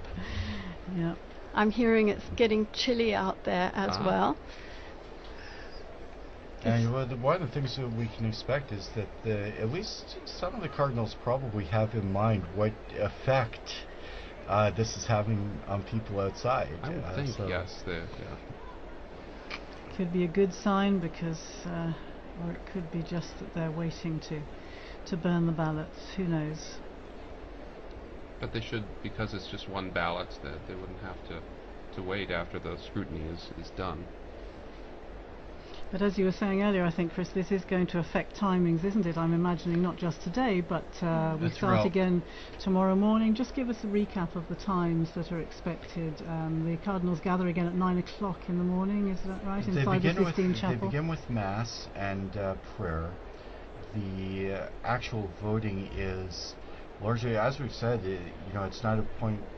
The conclave is not a place where people are going to get up and give campaign speeches, or much speeches at all. I've heard many cardinals talk about conclaves as more like a retreat than anything else, and when they come into the Sistine Chapel and do the vote, that's all they do.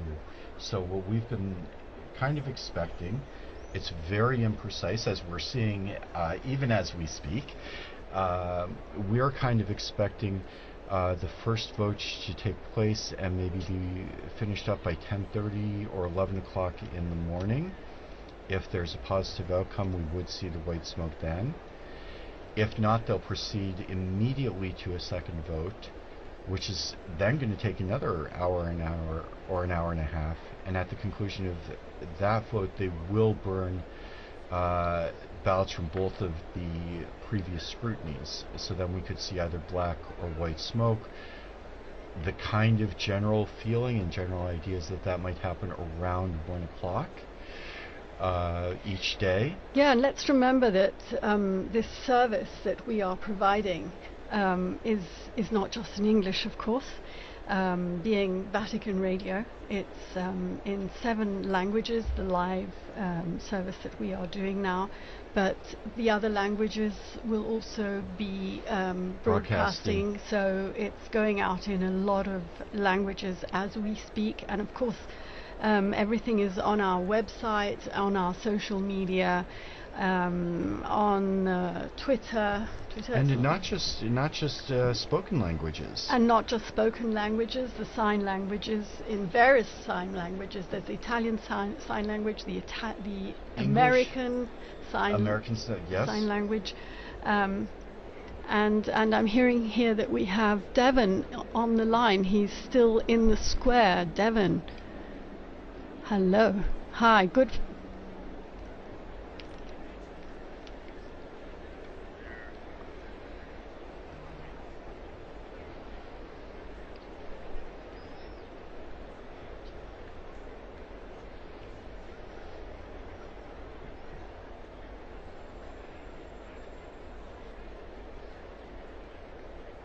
Is it getting dark?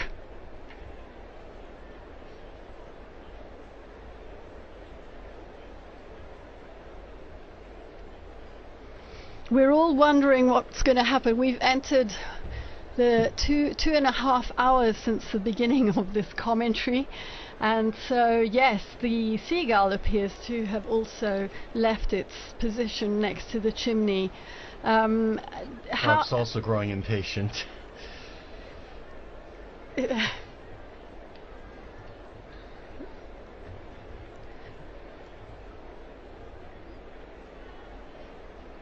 Have you spoken to any other pilgrims or Romans in the square who have specially come for the occasion?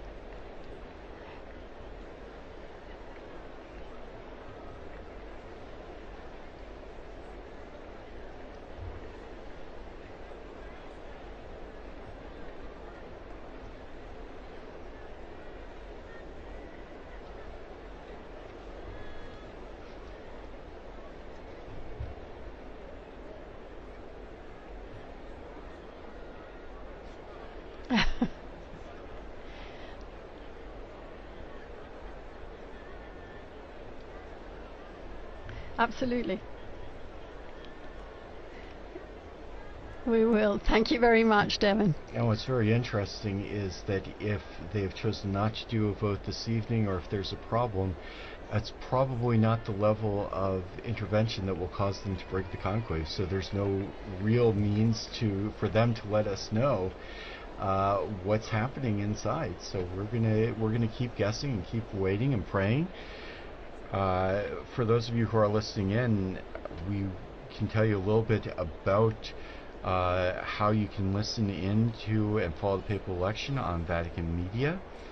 As we mentioned, we followed the Mass for the election of a Roman Pontiff earlier this morning. You can learn some more about that on our website. If you're watching on TV, you see our famous seagull has returned, at least one of them.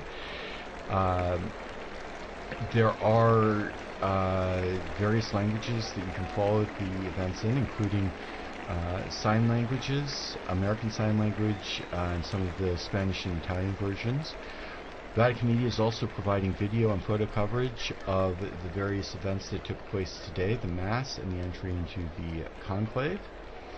And we will be opening up a live broadcast for each of the periods when we do expect a papal vote, continuing tomorrow morning, beginning at, I believe, 10 a.m. I think the broadcast goes live at 10:30 a.m. 10:30 a.m. And you can go to our Vatican website to find all of the broadcast times, and we do really hope you will join us. We do invite you as well to visit our social media pages, including Facebook, X, Instagram, and YouTube, where you can follow along and see everything that's happening, or in this case not happening, this evening, as we wait for the sign that a scrutiny has taken place. You're talking about social media, you're talking about the radio broadcasts. Of course, the Osservatore Romano, the Vatican newspaper, is also waiting anxiously for the results of this papal election. If I remember rightly, they produce a special edition, remember rightly. Yes. And almost as soon as the announcement is made on the balcony, the presses start rolling, or at least the copy editors start putting out this edition so that it can be distributed free, I think, in St. Peter's Square to people as soon after the event. As was the one that marked the passing of Pope Francis. Meanwhile, they tell me we have someone else in the square. It's Sister Nina Kravich. She works here at the Dicastery for Communications. She is a communications expert. Nina, hello.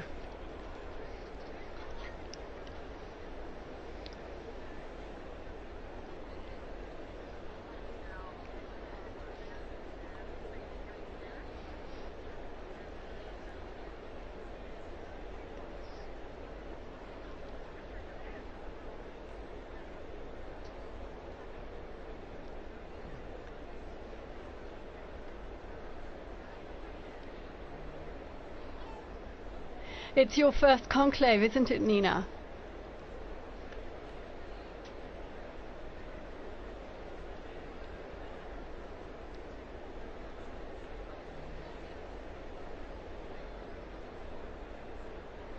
You are an expert in communications, but not only in social media communications. How do you think Generation X, the millennials, are following this conclave? How do you think? I was speaking about social media, which is very much your field, and getting the message out to the younger generations. How are they following this conclave? What kind of interest have you been perceiving from them? You are very young yourself, Nina.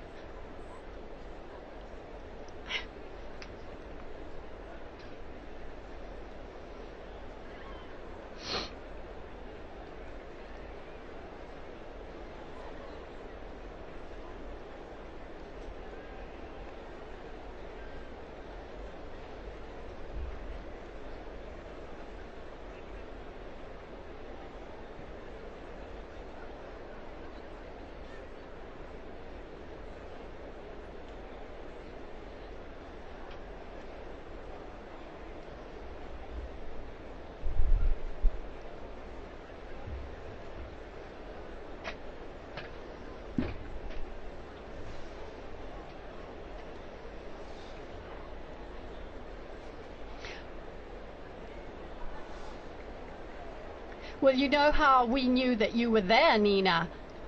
Leo, my son Leo, saw you on Instagram in the square.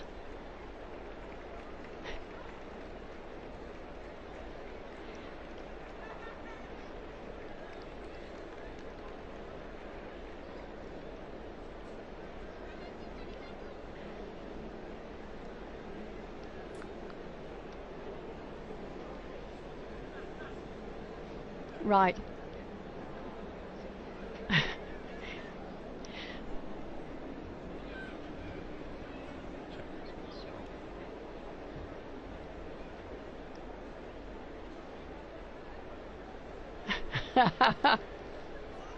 A chimney and a seagull, yes.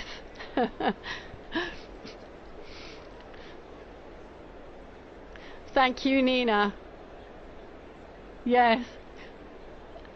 We'll be speaking to you again. Yeah, absolutely. Okay.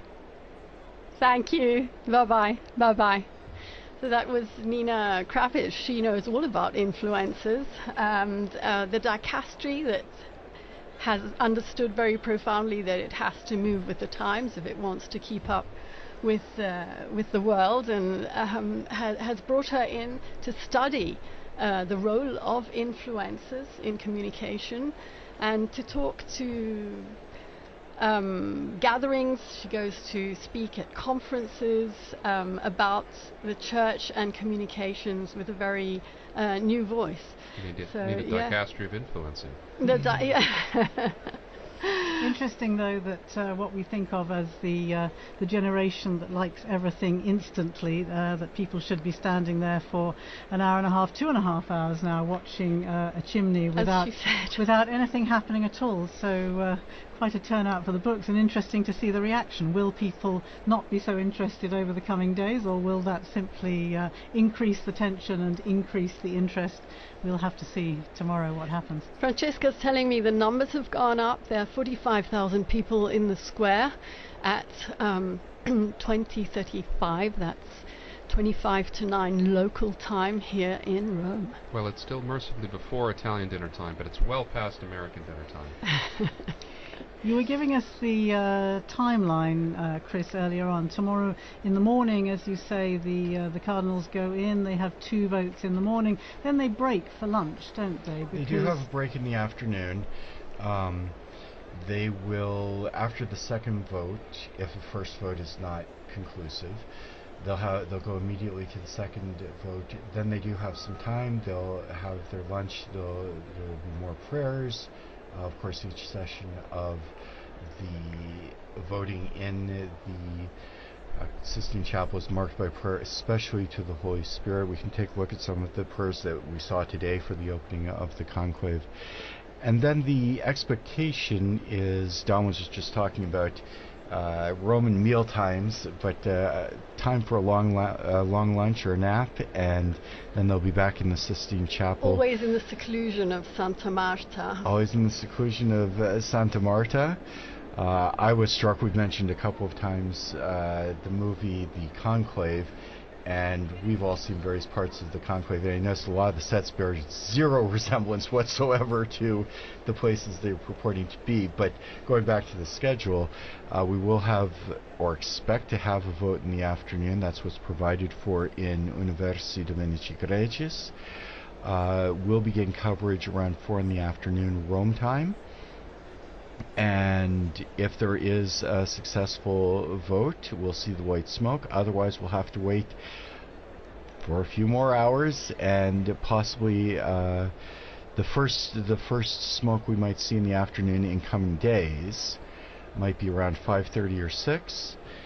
Later, if it does go to a second ballot, we will see smoke of some sort, hopefully, around 7 or 7:30 is the expectation. But as we talked about, there was I'm getting news about that. Apparently the last time there was not a vote, so there was no smoke during the session, was in 1941.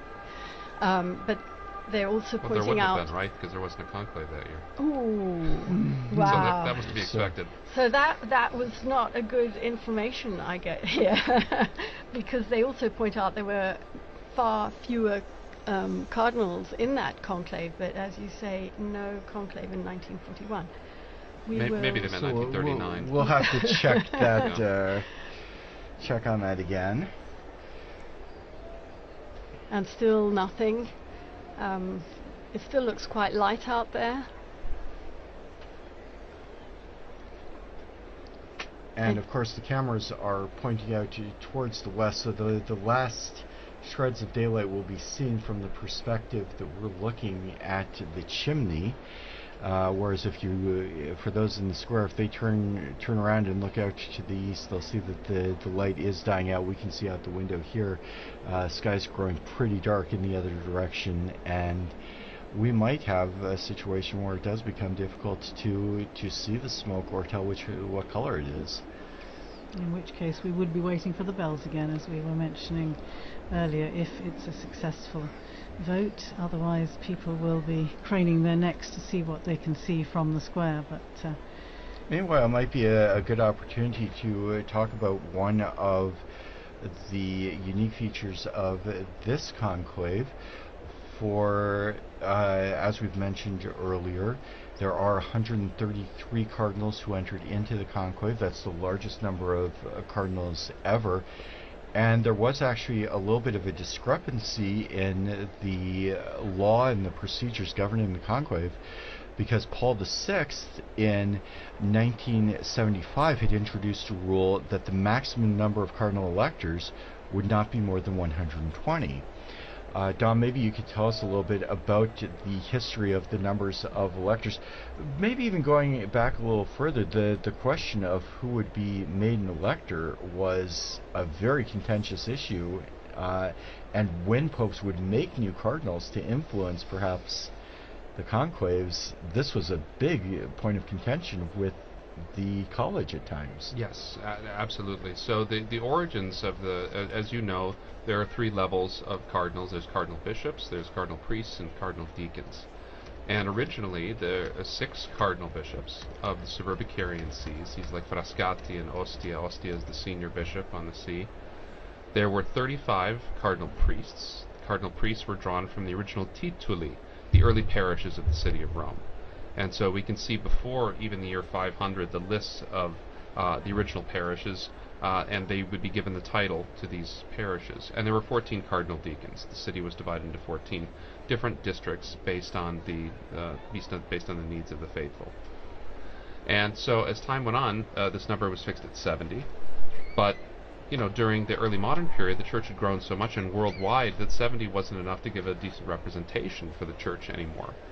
And so during the after Vatican II, the number was increased to 120, and this allowed for a much wider representation of cardinals from throughout the world. And the discrepancy came because because popes wanted to make more appointments, because you have cardinals aging out all the time. They're always, every month or two you have another cardinal that doesn't get to vote anymore. And it's not just Francis that exceeded the number. Benedict and John Paul also exceeded the number. They just did not have a conclave during the period when the number was exceeded. And so clearly it's the manifest will of the supreme legislator, from the three last popes, that if there were to be a conclave, it would be that all the eligible electors. So the cardinals a couple of days ago made a decision saying that this was the manifest will of the elector. All cardinals under 80 who are in Rome and can participate can vote. Joining us now in studio, we have Joseph Tulloch, our very own Joseph Tulloch from the English section. We were mentioning the Mass this morning. Joseph was actually one of the readers at that Mass, as he read the other day at after the funeral Mass in suffrage for Pope Francis. Joe, you were standing out there in that square filled with tens of thousands of people. First of all, would you like to tell us what that felt like and how you lived this experience? Yeah, sure. Hi everyone, I'm Joe. I'm part of the English team here at Vatican News. And what Linda's talking about there is, so I was reading this morning, but before that I had the chance to read at the second, what they call Novem Diales Mass, so the second Mass basically in memory of Pope Francis. It was really nice. It was a really great opportunity to say goodbye to the Pope. That was right after the death, and we were still really missing him.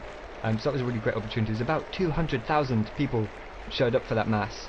I think some of them had been planning to come. There was supposed to be the canonization of Carlo Acutis on that day, and so there was lots of young people who were already going to be in Rome. But what was nice was they were clearly happy to be there for the Mass that they had to go to instead, which was the second memorial Mass for the Pope. There's lots of cheering. They really, there was really. Sorry, I thought I saw a flash of smoke there, but it was just a seagull's wing, I think. Right. Very disappointing. Yeah, so that was a really great opportunity. And then this morning too, that was the Missa pro Eligendo, so the Mass for the election of the Pope, and it's basically this opportunity for the cardinals to come together, and together with the people of God, lots of ordinary Catholics and perhaps some non-Catholics gathered in the Basilica with them to pray and to invoke the Holy Spirit on this conclave process. So really nice. I did, to be honest, when I've been here now at Vatican News for about 2.5 years, and I always imagined that the conclave would be this period where I'd be doing so much journalism and going around and reporting on everything, and in the end I've just read a lot of Masses. But that's nice as well, and I've You've been working hard as well, writing yes, that's true as well. And what reading did you do this morning? So it was a reading, well, putting me on the spot, it was from, I think, the prophet Isaiah, and really nice reading about, I think it's the one that has, the Spirit of the Lord is upon me, He has appointed me to preach the good word to the poor, something like that. So the kind of a reading coming out of this prophetic tradition in the Old Testament, and of course the readings are picked, I assume, with kind of the idea of reminding the cardinals of what they're looking for in a pope. So somebody who will have the poor in mind. I think I'm getting the reading right. It's funny actually, when you're there reading, you're so focused on saying the words right that you're not even thinking about what it means. So I may have misremembered what the reading was. No, I think you're remembering rightly. That it was focused on the characteristics that a new pope should hopefully have. So yeah, absolutely. Joe is going to be in studio with us again in these coming days as we await the smoke, unless at this point it could be white. Who knows? Yeah, who knows? Who knows?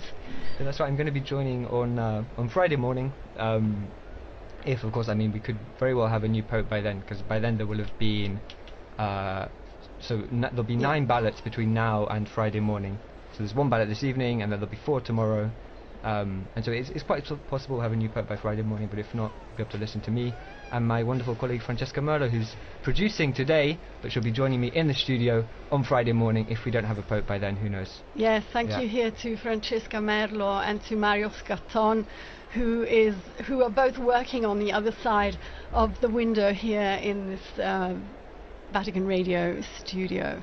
We've been talking a bit about all that's happened between the funeral and the general congregations leading up to this conclave. Perhaps we could just take a brief look at actually what happens. We've talked about the Pope coming out onto the balcony, the first acclamation by the people of Rome and so on, but then we have to look forward also to the installation, the inauguration of the new papal ministry. Perhaps we could talk a little bit about what happens then, remembering past occasions. It's usually about a week, isn't it, between the announcement, between the successful outcome of the conclave. Well, first of all the delegations that are going to be here in Rome for that ceremony have to get here, so it can't be immediately afterwards. There are some technical times that have to be respected, so even should the Pope be elected on Friday, it couldn't be on Sunday. It would just be too early, although on Sunday he could probably do his first Angelus address. Yes, absolutely. And we have to remember that if he's a bishop already, and all the cardinals in there, and most of the cardinals are bishops, that he becomes Pope the moment he accepts. When the cardinal asks him, do you accept the canonical election as Roman pontiff, and he says yes, he's the Pope. And so the installation mass is it's not a formality, it's a very important moment that he inaugurates his Petrine ministry. But he becomes Pope with full authority at that moment. And then the inauguration, I remember being at the inauguration in 2013 and being up on the colonnade. That was a great privilege. I love doing that. You see, because then you allow people just for the funeral too, like when they have the delay, you want the dignitaries to be able to come, and they will come. I mean, as we've seen it, I mean, the world pays attention to what happens in the city, and that's critical. But there's a whole set of ceremonies that go along with the new Pope, right? That culminate really after the installation mass with the actual possessio, the taking possession of his cathedral at St. John Lateran, which I was also present for when Pope Francis took charge of his cathedral. And so this is a wonderful series of events that makes fuller the meaning of what's happening in the Sistine Chapel right now. Pope Francis particularly wanted his inauguration, if I remember correctly, to be on the feast day of St. Joseph, isn't that right? And that, of course, became, again, a bit of a theme during the pontificate. We learnt that he had the statue of the sleeping Joseph that he would keep on his bedside table there in Santa Marta. Had a particular significance for him, didn't it? And he inserted the name of Joseph in every Mass that was said throughout the world. So this a great devotion to St. Joseph, to St. Joseph in his feast days, as patron of the Universal Church, but also as a patron of workers and as a patron of Christian fathers. It was very important to him, for sure. The thing I remember particularly about the installation of Francis, of course, was that it was only 3 days apart from the Archbishop of Canterbury, and because I was covering ecumenical affairs, I wanted to be in both places, and fortunately, because there was that little time gap, it could have been on the same day, but actually in the end I was able to be here in Rome for the papal inaugural Mass, the papal installation, and then get to Canterbury as well for the Archbishop of Canterbury's taking the beginning of his ministry there in Canterbury Cathedral. And there was a nice, when Francis died, there was a nice little tribute from Justin Welby, no longer of course the Archbishop of Canterbury, but there was a nice tribute in which he talks about his first meeting with Pope Francis, and he was ushered into these, extraordinarily elaborate and baroque surroundings in the Apostolic Palace, and feeling a little bit intimidated anyway, and he sits down, and the Pope begins by saying, I'm senior to you, as you know, and of course his kind of heart sunk, and he thought, well, this kind of wasn't the tone I was expecting, and then the Pope looks up and jokes and goes, by 3 days only, and that was kind of the tone that the jokes continued, and it was the beginning of a very strong relationship in which they kind of lived out this ministry of walking and working together, which became the leitmotif of the sort of Anglican-Catholic dialogue through this past 12 years. Well, in a much more modest register, we also learnt to know him and to walk with him after that 13th of March, which we don't forget because we were here. We didn't know who Bergoglio was, and very slowly we began to understand him, he went to Lampedusa, as you mentioned, his very first journey abroad, after having said that he didn't really want to travel. It wasn't his thing, but he went to Lampedusa because that issue was so important for him. And being there, he realized, he told us afterwards, he realized how important it was for the people to feel his closeness and to feel he was going to them. And he ended up undertaking 48 apostolic journeys abroad, as well as many others within Italy. Joe was on his last apostolic journey abroad to Belgium. Yeah, penultimate, because the last one was to Corsica, exactly. But you went to Belgium. That's right. Yeah. So there was a very quick one to Corsica where he came back, and I think within the day, exactly. But before that, the longest kind of traditional papal journey, the last traditional papal journey was the one he did to Luxembourg and Belgium. I was with the Pope for the stop he did in Belgium, and it was an interesting papal journey because it came right after this huge one that lasted several weeks across a couple of countries in Asia. So 4 countries. 4 countries in Asia. Asia and Oceania. Yeah, and there'd been some. So, for instance, he'd been in East Timor, where something crazy like 70% or 60% of the population turned up for a mass he celebrated, and these incredible scenes. And I think it's the most Catholic country in the world, with the possible exception of Vatican City. No, I think it's more Catholic than Vatican City. Okay. That's what the Vatican officials quit. But right. And so he'd just come back from that, and then he came to Belgium, which is obviously a fairly secular country. It's a country that's been really marked by the sexual abuse crisis, which is something that's happened in the church all over the world, but it was particularly bad in Belgium. And so it's a country where there's also, on a level, there's some also distrust, I think you can say, towards the church. And so it was a very interesting papal journey for that reason. The Pope did a couple of things. So he met with survivors of sexual abuse, and that was a closed-door meeting, so there were no journalists there. We don't know exactly what was said, but there were some interviews afterwards with some of the survivors who said that he really listened to them and they felt moved by that. And he also visited some universities. So Belgium is home to 2 famous Catholic universities. I'm going to butcher the pronunciation. One is, I think, Leuven, and one is Louvain, and one is Dutch-speaking or Flemish-speaking. The other one is French-speaking, and they're 2 very historic, very prestigious Catholic universities, and the Pope visited both of them. There was, if I remember rightly, there was at Leuven, the Flemish Dutch-speaking one. He kind of had an exchange with the professors, and then what was interesting was afterwards when he came to Louvain, it was more a dialogue with the students. But on both kind of occasions, he was doing what we really came to expect from Pope Francis, which was this dialogue, kind of talking to people, even people who disagreed with him. I remember there was some when the students were talking to him, as well as they agreed with a lot of what he said, and then they were pointing out some points where they disagreed, and that was really typical of Pope Francis as well, this desire to talk to people, even people that didn't agree with him. Absolutely. And so it was kind of it was a classic Francis trip in that way.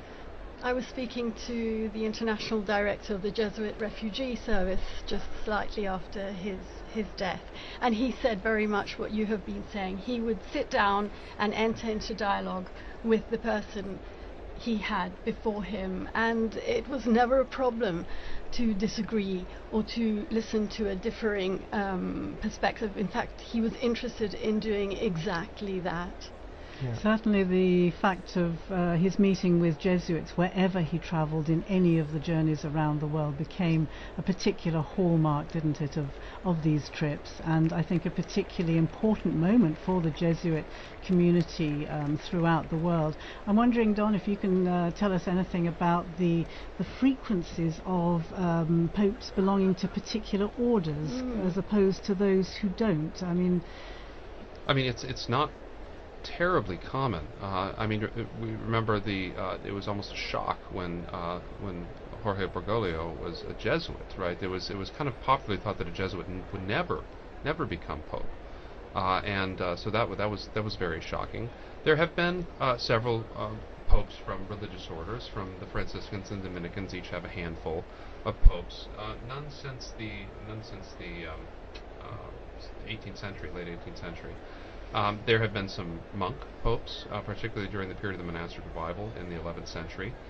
But by and large, they have been taken, a lot of them, from the secular clergy. That's been mainly, and they've kind of gone back and forth between the diplomatic corps and between canon lawyers and theologians, and that's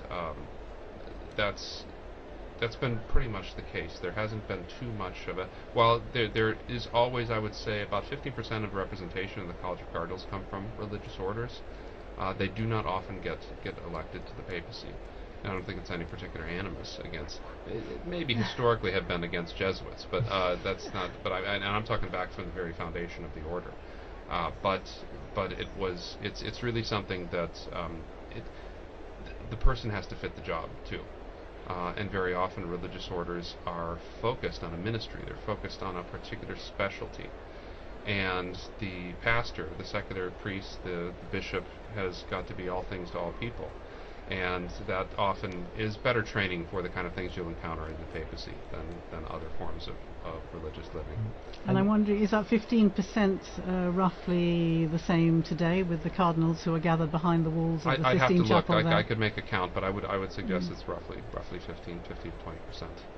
And so after the Pope died, I saw a couple of headlines saying something along the lines of Pope Francis never stopped being a Jesuit, and this idea that as you were saying there, that each of these orders has their own charism and they really mark the members of those orders. I don't know if you have any thoughts about the ways in which Pope Francis never stopped being a Jesuit, the ways in which his Jesuit formation really shaped him and became the Pope that we all knew. I think the Jesuit formation creates such strong individuals. They are able to... I mean, think of the great Jesuit missionaries that are able to operate...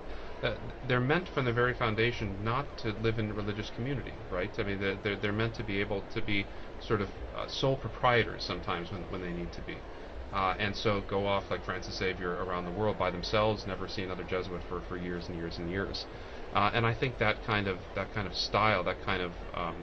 particularly the Jesuit emphasis on obedience and on sort of the voluntas of the superior was very much in evidence in ways that you might not see from a Dominican perspective as well. So I think that strongly individualistic way of doing things, I don't mean individualism in a bad sense, I mean a strong, well-formed person that is able to act and knows their mind and acts in that way. And Jesuit formation is really effective at creating that. And so I think we saw some of those aspects coming out in his papacy for sure.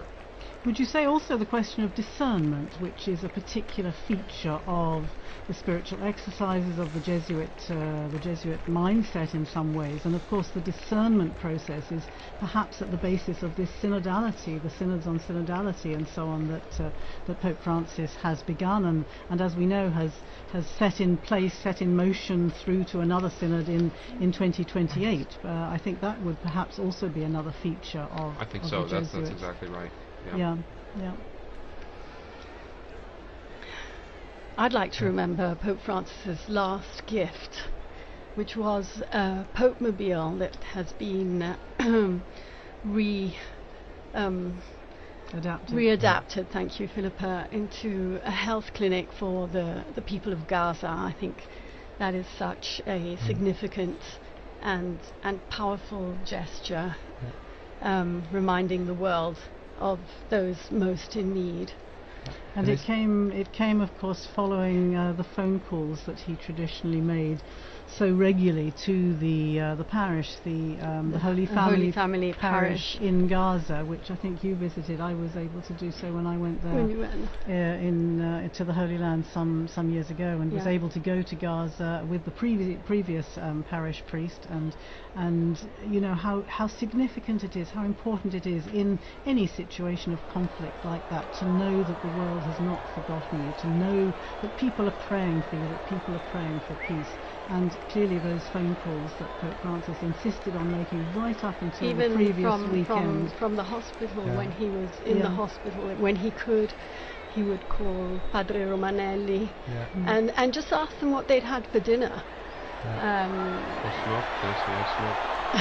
do have smoke coming out of that chimney, but it's definitely black. Definitely black smoke. It's 21 hours, it's 9 o'clock in the evening here in Rome.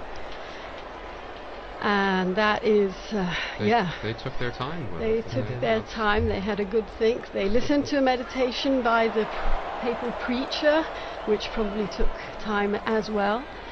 Definitely black smoke there, I would say.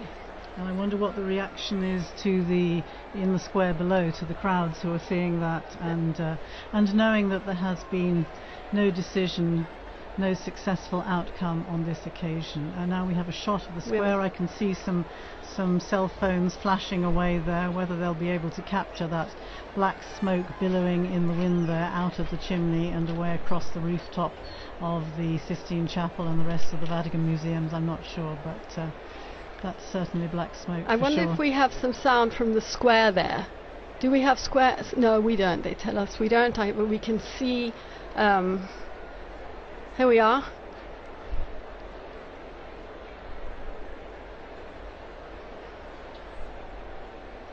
Well, the noise they've made of the sure crowd. of it at least. That's good. They've wow. got a good bit of it. Yes, a good crowd in the square.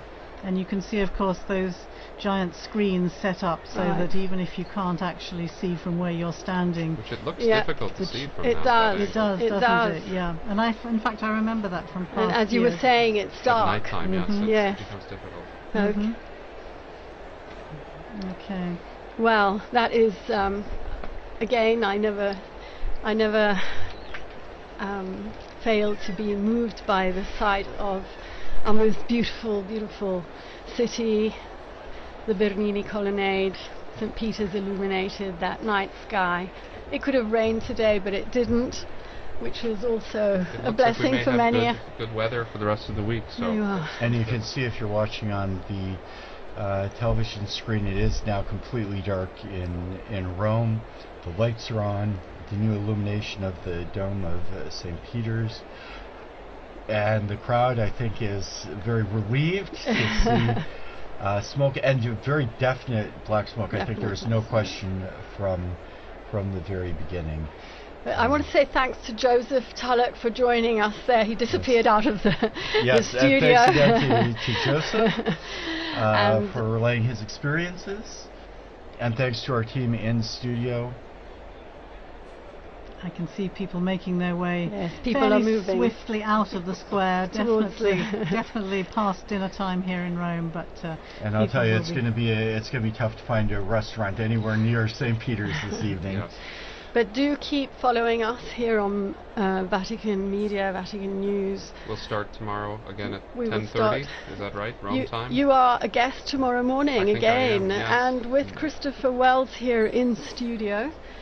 So yes, 10:30 Rome time tomorrow morning for another marathon and commentary. We'll have Devin as well tomorrow in the anchor spot. Yes. He joined us with some great contributions from the square.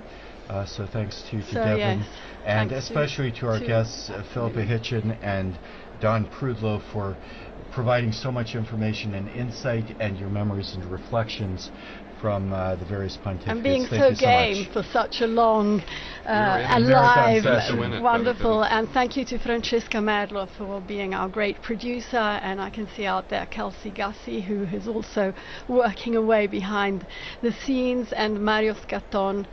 Thank you, all of you. We can, they're signaling us from the... so we are in fact going to finish up our broadcast now with the main event has occurred, as it were. So again, thanks to all those who participated in the evenings. Thanks to especially to our head of the English section, Linda Bordoni, who has done so much hard work to make all of this possible. And thank you, Christopher.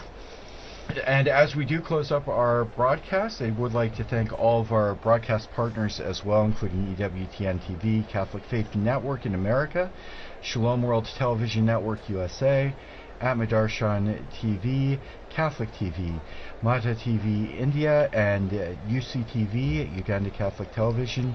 Also our radio partners, Luminous Radio and Radio Katipunan in the Philippines. Thanks to all of you. Please join us again tomorrow. Laudetur Jesus Christus.